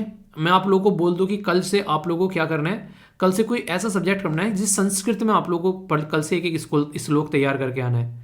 तो जो बिल्कुल ही हिंदी नहीं जानते, मतलब जो बिल्कुल ही संस्कृत नहीं जानते हैं, तो उनको बेसिकली बहुत ही भारी पड़ जाएगा। कई सारे लोग ऐसे हैं जो कि इंग्लिश मीडियम से पढ़े, उनको हिंदी भी प्रॉपर समझ में नहीं आती है, मतलब लिखनी जो लिखी हुई ढंग से समझ में नहीं आती है। ठीक है, तो यहाँ पर उसके लिए तो संस्कृत एक तरीके से बिल्कुल मैंने एक एलियन लैंग्वेज बन जाएगी। तो ये वाली बातें होती हैं। तो यहाँ पर चैलेंज वही होता है कि जो नया किया हो उसको करना, तो यहाँ पर उसके ऊपर काम करना। तो कुछ ऐसी चीज़ें जिसके ऊपर काम नहीं किया है, अब काम करने वाले हैं। तो एक्सेलरेटेड प्रोग्राम जो है वो सपोर्ट करेगा 40 ईयर अर्ली स्टार्टअप जो working in the extended reality. Extended reality ना, ये आने वाले टाइम में आप लोगों को देखने को मिलेगी। ये बिल्कुल ऐसे ही है जैसे कि इंसान जो है बैठा कहीं हो रहा है पर फील कर रही कि वो हमारे पास ही बैठा है, वो वाली फीलिंग आएगी। तो education, learning and skill, health care, gaming और जो यहाँ पर एंटरटेनमेंट, इनमें सब में जो सारे सेक्टर हैं यहाँ पर, तो इसके साथ में आप लोग यहाँ पर इसको कनेक्ट करके देख सकते हैं, बहुत ज़्यादा फायदा देखने को मिलेगा। ये एक ऑल रियल और वर्चुअल जो कॉम्बिनेशन आप लोगों को यहाँ पर नजर आएगा। जिसने आंखों पर लगाकर मैंने बोला था कि उसको बेसिकली देखते हैं तो उस तरीके से लगता है कि हमारे साथ में ये चीज़ें हो रही हैं। तो आर्ग्यूमेंटेड रियलिटी, मिक्स रियलिटी और वर्चुअल रियलिटी, ये सारी चीज़ें अलग अलग फॉर्म में आप लोगों को यहाँ पर नजर आएगी। यानी कि ये एक दूसरे के साथ में बहुत ही कनेक्टेड है यहाँ पर। तो इनको एक तरीके से एक पूरा सिस्टम क्रिएट करने की कोशिश की जा रही है। और जो 5G सिस्टम अभी है हमारे साथ में, वो इसमें एक नेक्स्ट लेवल ऐड करने वाला है, क्योंकि इंटरनेट उसमें बहुत सही तरीके से चीज़ों को आगे लेकर बढ़ता हुआ नजर आएगा। ओके, तो ये बेसिक इन्फॉर्मेशन है इसके बारे में। दोस्तों बहुत ही इंटरेस्टिंग और इंपॉर्टेंट न्यूज़ आप लोगों को यहाँ पर देखने को मिलेगी जो बात करती है NSSO के बारे में। NSSO क्या है यहाँ पर? बेसिकली इसको बोलते हैं नेशनल स्टैटिकल, जो पहले ऑफिस बोला करते थे, अब इसका नाम चेंज कर दिया है, इसको बोलते हैं नेशनल सैंपल सर्वे ऑफिस। इसके बारे में अगर डिटेल में आप लोगों को इन्फॉर्मेशन चाहिए तो टेलीग्राम पर आप लोग जाइएगा, SLEpedia पर, वहाँ पर जाकर NSSO लिख देना। इसके बारे में डिटेल में स्लाइड मिलेगी बड़ी प्यारी सी, जिसमें सारी चीज़ें आप लोगों को NSSO के बारे में मिल जाएगी। जैसे कि सबसे पहले इसको NSO बोलते थे, नेशनल स्टैटिकल ऑफिस, पर लेकिन फिर इसका नाम चेंज हो गया। आज के डेट में अगर बात करेंगे आप लोगों को देखने को मिलेगा यहाँ पर बेसिकली नाम चेंज नहीं हुआ। अगर मैं आप लोगों को बताऊँ मुद्दा क्या है, पहले CSO बोला करते थे, central statistical office. Central statistical office और यहाँ पर NSSO जो है वो दो अलग ऑफिस हुआ करते थे। फिर क्या किया यहाँ पर CSO और NSSO को मिलाकर एक ऑफिस बना दिया, जिसको आज के डेट में NSO बोलते हैं बस। तो इसके बारे में पूरी डिटेल है यहाँ पर, और ये इंप्लीमेंट किया जाता है किस मिनिस्ट्री के थ्रू, तो ये आप लोगों को याद रखिएगा। तो ये भी डायरेक्ट क्वेश्चन बचता है कि Ministry of Statistics and Programme Implementation, साखिंग के वाला जो बेसिकली मिनिस्ट्री है वो यहाँ पर इसको इंप्लीमेंट करती है। मिनिस्टर कौन है आप लोग जरूर बताएगा। तो इसके द्वारा अभी यहाँ पर सर्वे किया गया, और सर्वे में काफ़ी इंटरेस्टिंग चीज़ यहाँ पर ये सामने निकाल कर लेकर आए कि आज की डेट में जो प्रोग्रामिंग करने के मामले में बात करते हैं हम लोग कि एक तरीके ना कंप्यूटर की नॉलेज, तो साउथ इंडिया के जो मैन और वुमेन हैं उनको आप लोगों को देखने को मिलेगा ज़्यादा नॉलेज है कोडिंग के मामले में as compare to North India. यानी कि ये बोल सकते हैं कंप्यूटर की ज़्यादा नॉलेज जो है वो साउथ इंडिया में आप लोगों को ज़्यादा देखने को मिलेगी। ये एक सर्वे किया गया और यहाँ पर ये सर्वे सामने निकल कर आया। देखा ना कि बेंगलुरु जो है वो हब माना जाता है इन सब चीज़ों के लिए। बीटेक के मामले में अगर जाओगे तो साउथ इंडिया में काफ़ी सारे जो लोग हैं वो आप लोगों को यहाँ पर बेसिकली ये टेक्निकल जो एजुकेशन फॉलो करते हुए यहाँ पर नजर आएंगे। और अभी तो आप लोगों को पता है साउथ इंडिया ने जो है बॉलीवुड की जो है एक तरीके से नज़र, क्या बोलूँ बस यहाँ पर मतलब नज़र उठाने लायक नहीं छोड़ा बॉलीवुड को साउथ इंडिया ने। जिस तरीके से उनकी ऑस्कर के अंदर में परफॉर्मेंस रही दुनिया में, बॉलीवुड वाले कुछ ही क्या करते क्या है, मतलब ऐसा लगता है कि मतलब मेहनत करने के लिए तैयार ही नहीं है इंसान, कॉपी मारता है बस उठा के साउथ इंडिया की मूवी को। कोई भी मूवी देख लो आप लोग उठा के साउथ इंडिया की मूवी को कॉपी मारते हैं, पर सामने वाले जो बंदे हैं वो कितनी मेहनत करते हैं। ठीक है, इनके पास में पैसा है तो ये खरीद कर ले जाते हैं। तो यहाँ से आप लोग समझ सकते हैं चीज़ों को। तो रियलिटी में अगर चीज़ों को आप लोग ढंग से समझेंगे ना, तो जो ओरिजिनल क्रिएटर है ओरिजिनल ही होता है। ठीक है रिबूक होता है और जो असली रिबूक है वो रिबूक ही होता है। ठीक है, तो ये आप लोग समझ सकते हैं। तो ये रिबूक है और साउथ इंडिया वाले आप लोग को रिबूक देखने को मिलेंगे। वो तसल्ली में मेहनत करते हैं हर चीज़ों के पीछे। ठीक है, तो बिल्कुल ऐसे ही जैसे आप लोग अपनी पढ़ाई में मेहनत करते हैं, एक शॉर्टकट नहीं आप लोग ढूंढते हैं। ठीक है, तो नेशनल सैंपल सर्वे ऑफिस जो है वो Ministry of Statistics and Programme Implementation के अंदर में आता है। इसके मिनिस्टर कौन है ये आप लोग बताएगा। बहुत सारे बच्चे इतने प्यार से आंसर देते हैं, मजा आता है आप लोग के आंसर देख के, और रेगुलर जो आंसर देते हैं उसके तो नाम भी याद हो जाते हैं। ठीक है, कि वो किसी दिन आंसर नहीं देता है तो ये लगता है कि बच्चा कहाँ चला गया ये तो आंसर जरूर दिया करो। 3.7 लाख इंडियन जो है वो फॉर एक तरीके से इंडियन जो है माइग्रेट हुए for work in the 18 country, यानी कि लगभग 4 लाख लोग जो है वो दूसरे देशों में गए 2022 में, और लगभग यहाँ पर 10,000 के करीब जो हैं वो पंजाब से थे अकेले। तो काफ़ी बड़ी बात है। और पंजाबी कहाँ पर जाते हैं बताइए ये इसके बारे में आप लोग याद रख सकते हैं। बात की जा रही है यहाँ पर प्रे, ये एक इंग्लिश ट्रांसलेटेड वर्जन है यहाँ पर, जो कि यहाँ पर परमुल मुरुगन तमिल एक नोवेल राइटिस्ट हैं, बहुत ही इंपॉर्टेंट पर्सनैलिटी यहाँ पर। तो जो नोवेल है यहाँ पर बात करते हैं यहाँ पर पुखजी। ठीक है, तो यहाँ पर अभी ये आप लोगों को देखने को मिलेगा इंटरनेशनल बुकर प्राइज के अंदर में, ये 2023 में इसको अभी फिगर आउट कर लिया गया है। तो कल को चलकर अगर अवार्ड मिल जाता है तो ये किताब डायरेक्ट आप लोगों से क्वेश्चन पूछा सकते हैं। इसका इंग्लिश वर्जन क्या है वो आप लोग याद रखिएगा, और इसका हिंदी वर्जन क्या है, मतलब तमिल वर्जन क्या है तो याद रखिएगा। तो इंग्लिश वर्जन जो नाम दिया गया इस किताब को वो दिया गया यहाँ पर पायरेट, ठीक है। तो ये और इंग्लिश ये तमिल वर्जन क्या है तो ये है यहाँ पर पुखजी, ठीक है। तो पुखजी को ट्रांसलेट करके इंग्लिश में पायरे दिया गया, और इंटरनेशनल बुकर प्राइज जो है वो मेनली आप लोगों को देखने को मिलेगा यहाँ पर इंग्लिश किताबों पर फोकस करता है। पर लेकिन राइटर का नाम ये है, क्योंकि ओरिजिनली अगर बात करें तो ये आप लोग यहाँ पर याद रख सकते हैं, ठीक है। नेक्स्ट यहाँ पर बात करें सुरेखा यादव जो है ये काफी इंटरेस्टिंग है। एशिया की फर्स्ट वुमेन लोको पायलट यहाँ पर बन गई है। फर्स्ट जो वुमेन जिसने ऑपरेट किया यहाँ पर न्यूली हाईली सेमी जो speed Vande Bharat express. Vande Bharat express train को एक नाम से आप लोग और जानते हैं, वो नाम बताइए, देखता हूं कौन बताता है। टी कुछ कुछ करके है, कुछ कुछ करके है, कुछ कुछ करके ट्रेन 18, ठीक है, याद रखिएगा। बात करें यहाँ पर 129 स्पीसीज बटरफ्लाई की अभी यहाँ पर स्पॉटेड की गई। कहाँ पर ये आप लोगों को देखिए डायरेक्ट क्वेश्चन पूछ जाते हैं, डायरेक्ट आप लोग पूछते हैं ना कितने टाइगर रिजर्व हम लोग याद करें, ऐसा कैसे हम लोग याद कर पाएंगे। तो यहाँ से आप लोगों के सामने डायरेक्ट आता है, तो डायरेक्ट आप लोगों से क्वेश्चन पूछा जाएगा पर्टिकुलर एक टाइगर रिजर्व के बारे में। तो अगर चीज़ें आप लोगों को याद होगी तो आप लोगों के माइंड में इसको लेकर कन्फ्यूजन फिर नहीं आएगा, ठीक है। तो यहाँ पर पंच टाइगर रिजर्व आप लोगों को देखने को मिलेगा, जिसको पीटीआर भी बोलते हैं, पेंच बोल सकते हैं फिर आप लोग यहाँ पर। तो महाराष्ट्र के नागपुर डिस्ट्रिक्ट में यहाँ पर है। तो कई सारी तितलियों की जो यहाँ पर आप लोगों को ये अभी स्पीसीज यानी कि प्रजातियां देखने को मिली। नीति आयोग के द्वारा रिसेंटली लॉन्च किया गया अटल सारथी, ये काफी इंटरेस्टिंग है। ये आप लोगों से कई बार पूछ लेता है, सारथी का मतलब क्या होता है, रास्ता दिखाने वाला। तो कॉम्प्रिहेंसिव सेल्फ मॉनिटरिंग ये फ्रेमवर्क है जो कि यहाँ पर एक तरीके से अटल टिंकरिंग लैब जो है उसके चलते यहाँ पर चीजों को अच्छे लेवल पर लेकर चल रहा है। अटल टिंकरिंग लैब जो है वो लोगों का साइंटिफिक टेम्पर बढ़ाने का काम कर रही है, यानी कि ऐसा नहीं कि कुछ भी सोचे जा रहे हैं कुछ भी किए जा रहे हैं, ठीक है, गोबर खा लो या फिर कुछ भी कर लो। एक तरीके ना कई बार आप लोगों ने देखा होगा कई सारे लोग जो है भ्रमित करते हुए लोगों को नजर आते हैं कोविड-19 के टाइम पर, ठीक है, कि गाय के गोबर में लपेट लो तो चीज़ें सही हो जाएंगी। उसका साइंटिफिक अलग चीज़ें हैं, वो अच्छी चीज़ है, अलग तरीके से इस्तेमाल किया था। पर ये तो ना किसी भी चीज़ में कुछ भी इस्तेमाल कर लो उसकी वजह से लोगों की जान चली गई कोविड-19 पर, तो बवाल हो गया। तो ये ऐसी चीज़ तब तक ही सही है और किसी की जान न ले। अगर पता चला लापरवाही से लोगों की जान चलेगी तो आप लोग ये गलत चीज़ें हो जाती हैं फिर, ठीक है। तो ये समझ सकते हैं। गुजरात गवर्नमेंट के द्वारा ये काफी इंपॉर्टेंट स्टेप उठाया गया। एशियाटिक लायन जो गुजरात के अंदर में है, यहाँ पर अभी बात की जा रही है बारदा वाइल्ड लाइफ सेंचुरी के बारे में, जो कि 100 किलोमीटर यहाँ पर प्रेजेंट गिर नेशनल पार्क से। तो आप लोगों को अभी यहाँ पर सेकंड होम टाइगर का देखने को मिलेगा गुजरात के अंदर में। तो ये डायरेक्ट क्वेश्चन पूछा जा सकता है। गुजरात पीसीएस की तैयारी कर रहे हैं तो आप लोग वैसे भी याद रखिएगा, ठीक है। हैदराबाद बेस्ड, ये देखिए आप लोगों से कई बार जो साइंस एंड टेक में क्वेश्चन बनते हैं ना, तो यहाँ से आप लोगों से पूछ ले जाते हैं कई बार। तो ये हैदराबाद बेस्ड जिसका नाम है यहाँ पर स्वेयर रोबोटिक्स, तो इसका नाम याद रखेगा। स्वेयर रोबोटिक्स जो है इसने डेवलप किया गया फर्स्ट इंडिजिनस एक क्वाड्रोप जो 4 लेग रोबोट आप लोगों को देखने को मिलेगा। एक तो ये आप लोग यहाँ पर याद रखिएगा क्वाड्रोप, यानी कि एक तरीके से 4 पैरों वाला रोबोट, ठीक है। और इसी के साथ में एक आप लोगों को देखने को मिलेगा यहाँ पर यह एक्सोस्केलेटन। तो ये बेसिकली डिफेंस सेक्टर को सपोर्ट प्रोवाइड कराने के लिए और आत्मनिर्भर भारत में हमारा रोल दिखाने के लिए ये आप लोगों को यहाँ पर सिस्टम सामने निकल कर आया, ठीक है। तो इंपॉर्टेंट है, क्वेश्चन आप लोगों से कई बार बन जाते हैं। आगे चलते हैं।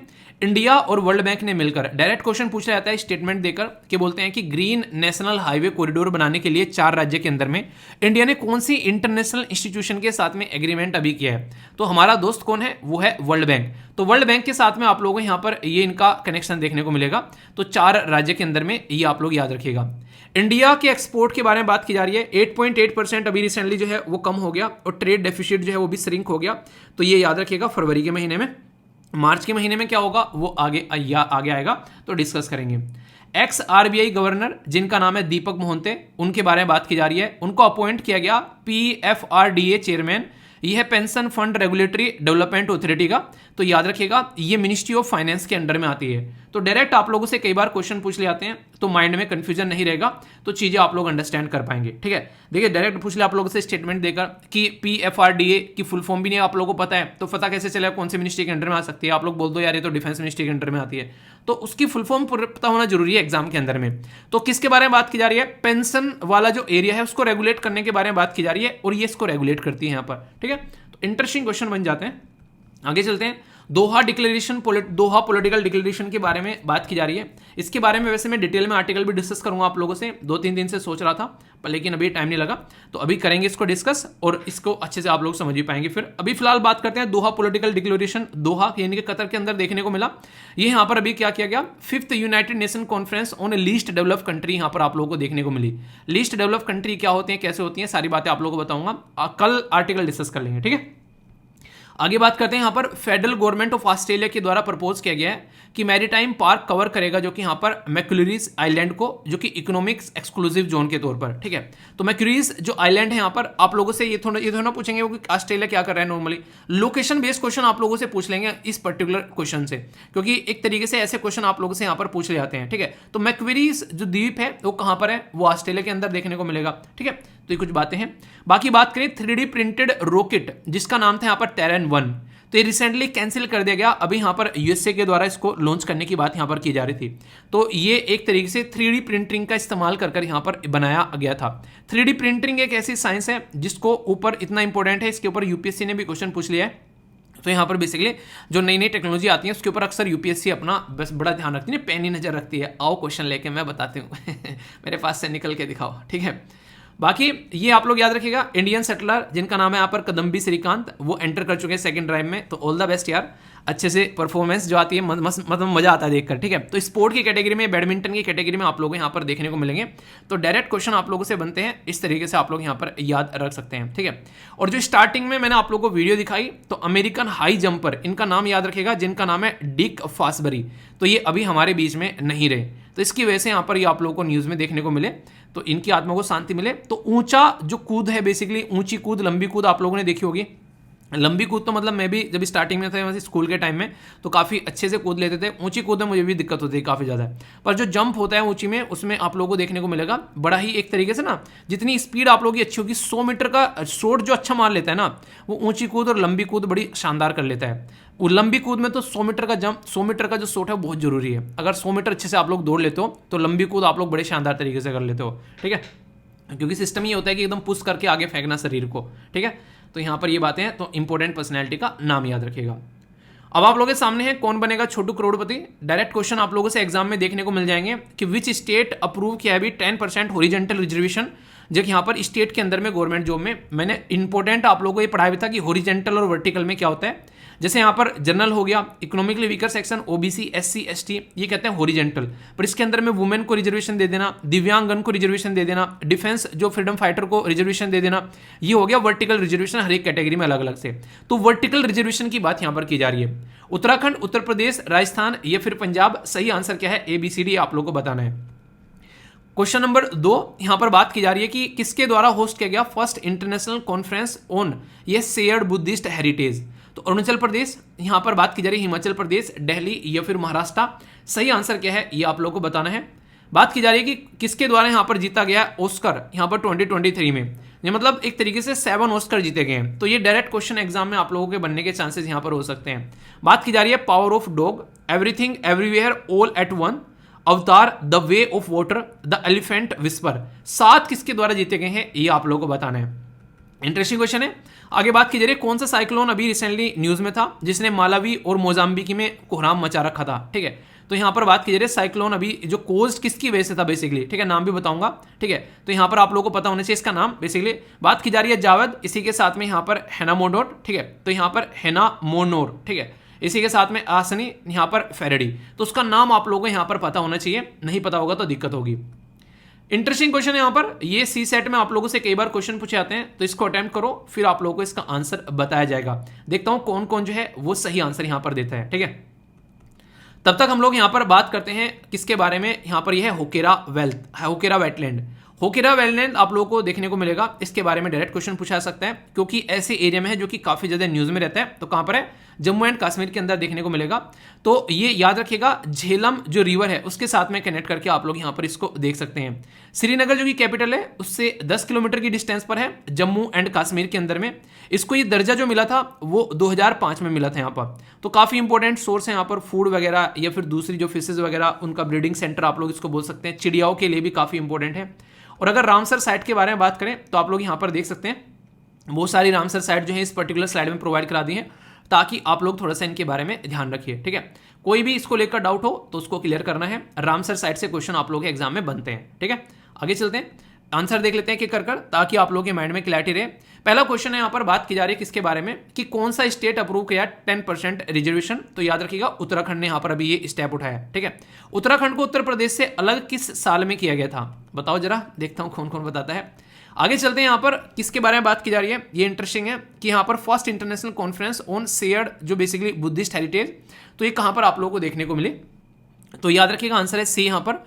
तो फर्स्ट इंटरनेशनल कॉन्फ्रेंस जो यहाँ पर देखने को मिली शंघाई कॉर्पोरेशन ऑर्गेनाइजेशन के साथ में, तो ये अभी दिल्ली के अंदर में आप लोगों को यहाँ पर देखने को मिली, ठीक है।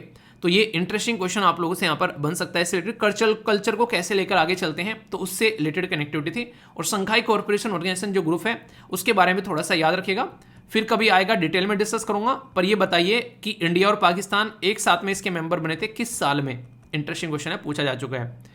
कौन सी मूवी है जिसने 7 ऑस्कर जीते, तो याद रखिएगा एवरीथिंग, मतलब एवरीथिंग मेरे अंडर आनी चाहिए, एवरीवेयर ऑल इन वन, ठीक है, ऑल इन वंस। तो ये मूवी है 7 ऑस्कर जीत कर ले गई भाई साहब, ठीक है। तो डायरेक्ट क्वेश्चन आप लोगों से पूछा जा सकता है कि कौन सी मूवी थी, तो याद रखिएगा। और हमारी कंट्री की भी मूवी याद रखिएगा, द एलिफेंट विस्पर, ये भी ऑस्कर जीत कर आई है। तो ये एक कितनी इंटरेस्टिंग मूवी है। देखो कई बार क्या होता है ये एक ऐसी मूवी है जो कि पब्लिकली वैसे लॉन्च नहीं हुई, पर ये नेटफ्लिक्स पर लॉन्च हुई, ठीक है। तो ये अभी एक बच्चे के द्वारा डाउनलोड करके बेसिकली मुझे शेयर की गई टेलीग्राम पर तो कहते हैं ना कि एक तरीके से आज की डेट में आप लोग कुछ भी कर लो, मतलब सिक्योरिटी, देखो सिक्योरिटी क्या रह गई है, नेटफ्लिक्स की भी सिक्योरिटी तोड़कर जो है वहाँ से लोग डाउनलोड कर लेते हैं। यूट्यूब से तो समझ में आता है, तो आप लोग यहाँ से समझिए, ठीक है। तो ये काफ़ी ज़्यादा खतरनाक होती है, ये पायरेटेड हो जाता है बेसिकली। क्योंकि मुझे लगता है कि यार जिस वो 5 साल में जिस तरीके से मूवी बनाई गई है ना, मेहनत कर कर एक एक चीज़ को वहाँ पर, जिस तरीके से उस पर्टिकुलर मूवी को एक एक चीज़ को वहाँ पर, वो नहीं कहते हैं कि फिल्माया गया है, एक किस तरीके से हाथी और जो इंसानों का कनेक्शन दिखाया गया है, वो अगर कोई इंसान जो है एक तरीके से कुछ पैसे देकर अगर उस मूवी को देख लेगा, तो ये एक तरीके से उस मूवी की सक्सेस में काउंट किया जाएगा। तो ऐसी जो चीज़ें होती है ना, जो मतलब इतनी मेहनत से बनती है, कम से कम उसमें इतना ज़्यादा वो मत किया करो कंजूसी, ठीक है। खुद देखो यार, यहाँ पर ये मूवी एक तरीके से देश का नाम रोशन करके गई, और मतलब वो भी नेटफ्लिक्स से डाउनलोड करके लोगों ने देख डाली। और ऐसी इंटरेस्टिंग चीज़ बताऊँ, ये एक ऐसा कि ये अकेली मूवी की बात नहीं कर रहा हूँ मैं, आप लोगों को बताऊँ। अभी एक आईएएस थे, बेसिकली उनकी रैंक नहीं बताऊंगा मैं, आप लोग समझ जाएंगे। और उनके पापा भी आईएएस थे, वो आईएएस बने अभी रिसेंटली, उनके पापा भी आईएएस हैं। वो भाई साहब जो न्यूज़पेपर पढ़ा करते थे, उनको फ्री का न्यूज़पेपर चाहिए। मतलब इतना नहीं है कि खुद न्यूज़पेपर खरीद कर बेसिकली वो पढ़ लें, एक तो गरीब इंसान इसके पास में नहीं है, वो क्या कर रहे हैं, वो फ्री का न्यूज़पेपर इस्तेमाल कर रहे हैं कि हाँ हमारे घर फ्री का न्यूज़पेपर, मतलब फ्री का न्यूज़पेपर मुझे मिल जाता था तो इसलिए हमने खरीदा नहीं। मतलब ये बात वो प्लेटफॉर्म पर बोल भी रहे हैं पब्लिकली आकर, समझ रहे हैं। तो ये होती हैं चीज़ें जो मुझे सुनने में कभी कभी अटपटी लगी। मैंने कहा यार चलो एक गरीब इंसान है जिसके पास में पैसा नहीं है, एक बार को उसकी मजबूरी है, पर एक ऐसा इंसान जो खुद आईएएस बन गया है, जिसके पापा ऑलरेडी आईएएस ऑफिसर हैं, उससे 10 रुपये का एक न्यूज़पेपर नहीं खरीदा जा रहा। इंटरेस्टिंग और मैंने आप लोगों को शेयर भी किया था कि ये ऐसी चीज़ें हैं कि कई बार ना इस तरीके के मेल भी आते हैं मेरे पास में। पहले जब मुझे पता नहीं था ये कॉपीराइट तो मैं भी टेलीग्राम पर शेयर कर दिया करता था इसको, पर फिर जैसे मुझे पता चला और उसके बाद में एक तरीके से ना स्ट्राइक भी आई थी उस पर, तो फिर मुझे लगा कि यार ये गलत चीज़ें हैं। क्योंकि आप लोग खुद सोचो एक न्यूज़पेपर में काम करने वाले लोग कितने हैं वहाँ पर, ठीक है। तो वो अगर वहाँ पे किसी न किसी इंसान की सैलरी जाती होगी, किसी न किसी इंसान को, अगर उसको इस तरीके से लीक किया जाएगा, तो फिर क्या आगे कोई न्यूज़पेपर पब्लिश करना कोशिश करेगा। इसलिए पायरेसी ने ना दुनिया को बर्बाद कर रखा है काफ़ी हद तक, ठीक है। जिनको चाहिए, जो अमीर हैं वो भी इसका इस्तेमाल करते हैं। फिर समझ रहे हैं आप लोग, गरीब तो चलो एक बार को बेचारा उसके पास में रिसोर्सेज नहीं, उसने इस्तेमाल कर लिया, समझ में आ गया। तो ये काफ़ी ज़्यादा खतरनाक चीज़ आप लोगों को देखने को मिलेगी। तो ये एक बड़ी बात है, चलिए देखना जरूर वैसे इस मूवी को आप लोग, ठीक है। साइक्लोन के बारे में बात की जा रही है, तो ये फेरेडी आप लोगों को साइक्लोन यहाँ फेरेडी साइक्लोन आप लोगों को यहाँ पर देखने को मिला। तो डायरेक्ट क्वेश्चन पूछा जा सकता है। सी सेट का क्वेश्चन है, इसका आंसर आप लोगों को डी देखने को मिलेगा। तो ये आप लोग समझ सकते हैं। मतलब मैंने क्यों बोली ये बात, समझ रहे हैं आप लोग, क्योंकि वो जो पर्टिकुलर मूवी है ना, उसको आप लोग अगर देखोगे, मतलब बेसिकली जो उसकी स्टोरी मैंने पढ़ी उसको, हालांकि मैंने अभी देखा नहीं, तो नेटफ्लिक्स पे देखेंगे जब भी देखेंगे। तो उसमें सबसे इंपॉर्टेंट चीज़ मुझे पता है कैसे लगी, मुझे ये लगी कि उसमें आप लोग देखोगे उनको 5 साल तक एक पर्टिकुलर जंगल में रहना पड़ा, और जैसे व्लॉगिंग शूट नहीं करते ऐसे उन्होंने उसको शूट किया है। उसके बाद में जाकर उस 5 साल की जो बेसिकली जो उनकी मेहनत थी, उसको उन्होंने आधे घंटे में उसको बेसिकली पब्लिश किया है। तो सोचो कितनी मेहनत का काम वहाँ पर किया गया होगा। तो यार इस तरीके से आप लोग समझ सकते हैं, नहीं आप लोग मेहनत कर रहे हैं दबाकर किसी चीज़ को लेकर, और फिर ऐसी चीज़ें देखने को मिले, और वो भी उस चीज़ के लिए जिसने इंटरनेशनल लेवल पर हमारा नाम रोशन किया, ठीक है। तो याद रखिएगा, तो इस तरीके से कोई कन्फ्यूजन नहीं होना चाहिए। तो ये थी बेसिक चीज़ें। तो ये सारी चीज़ें आप लोगों से एग्जाम में पूछी जाती है, तो थोड़ा सा चीज़ों को ध्यान से लेकर चलोगे तो कन्फ्यूजन नहीं होगा। दोस्तों यहाँ पर हम लोग बात करेंगे अंग्रेजी के बारे में। आइए आप लोग को अंग्रेजी बनाता हूँ। अंग्रेजी बोलना चाहते हैं, पढ़ना चाहते हैं या फिर आप लोग समझना चाहते हैं, इसी के साथ में NDA, CDS, SSC, banking, APFC, assistant commandant, मतलब हर जगह आप लोगों को यहाँ पर ये देखने को मिलती है। और इससे आंसर राइटिंग भी आप लोगों की इंप्रूव होती है अगर शब्द आप लोगों के पास में खजाना होता है शब्दों का। पहला शब्द जो है यहाँ पर यह है परवेयर। इसका मतलब होता है एक तरीके से भंडारी, यानी कि भंडारण करने वाला, जिसके पास में सामान हो। तो ये जो है बेसिकली इसके लिए बोलते हैं पर्सन हु सेल्स और डील गुड्स। तो उसको ये पर्टिकुलर शब्द से इस्तेमाल आप लोग करते हैं, ठीक है। इसका अपोजिट कौन सा होगा? खरीदने वाला, कस्टमर बोलते हैं, ठीक है। कस्टमर आप लोगों ने देखा होगा एक तरीके से उस इंसान को बोला जाता है जो कि उस सामान को खरीद कर इस्तेमाल कर ले। जो सेलर होता है वो कौन होता है? बेचने वाला होता है, ठीक है। तो यहाँ पर इसीलिए जो आप लोगों के जागो ग्राहक जागो वाली बात होती है, वो ग्राहकों के बारे में बात करते हैं जो उसका इस्तेमाल करे, ना कि जो उसको बेचे, ठीक है। नेक्स्ट यहाँ पर बात की जा रही है, ये है जिंगोइज्म। ये शब्द आप लोगों ने कई बार सुना होगा। इसको बोलते हैं अंधराष्ट्रता, यानी कि कुछ भी हो, बस एक तरीके से आप लोग इसको, इस शब्द को, मतलब थोड़ा सा ये एक अजीब सा शब्द कई बार लगता है, यानी कि किसी चीज़ को एक्सेसिव कर देना अपने फेवरेट चीज़ को लेकर। एक तरीके से ना आप लोगों ने कई बार सुना होगा कि किसी इंसान की जान भी ले लेना राष्ट्रवाद के ऊपर, कि हाँ इसने जो है ऐसा कुछ बोल दिया तो उस इंसान को मार देना। कुछ ऐसी भी चीज़ें आप लोगों को देखने को मिलती है कि पक्षपात वाली चीज़ें बेसिकली यहाँ पर ज़्यादा हो जाती है। एक पॉजिटिव कॉन्सेप्ट नहीं है, एक नेगेटिव कॉन्सेप्ट है, पर हमारा देश कभी इस चीज़ को अलाउ नहीं करता है। आप लोगों ने देखा होगा हमारा देश क्या बोलता है? वासुदेव कुटुंबकम। ये पूरी दुनिया जो है वो एक संसार है, एक परिवार है। हमारा देश इसके बारे में बात करता है। पर लेकिन कुछ लोग ऐसे हैं जिनको लगता है कि बस अपने ही देश के अंदर आदमी रहते हैं और कहीं आदमी नहीं रहते हैं। तो इंटरनेशनलिज्म होना चाहिए, ना कि जिंगोइज्म होना चाहिए कि बस मैं ही हूँ। वो गदर बॉर्डर मूवी का डायलॉग याद आता है कि हम ही हम हैं तो क्या हम हैं, तुम ही तुम हो तो क्या तुम हो। तो वाली बात आप लोगों को देखने को मिलेगी। तो इंपॉर्टेंट है ये।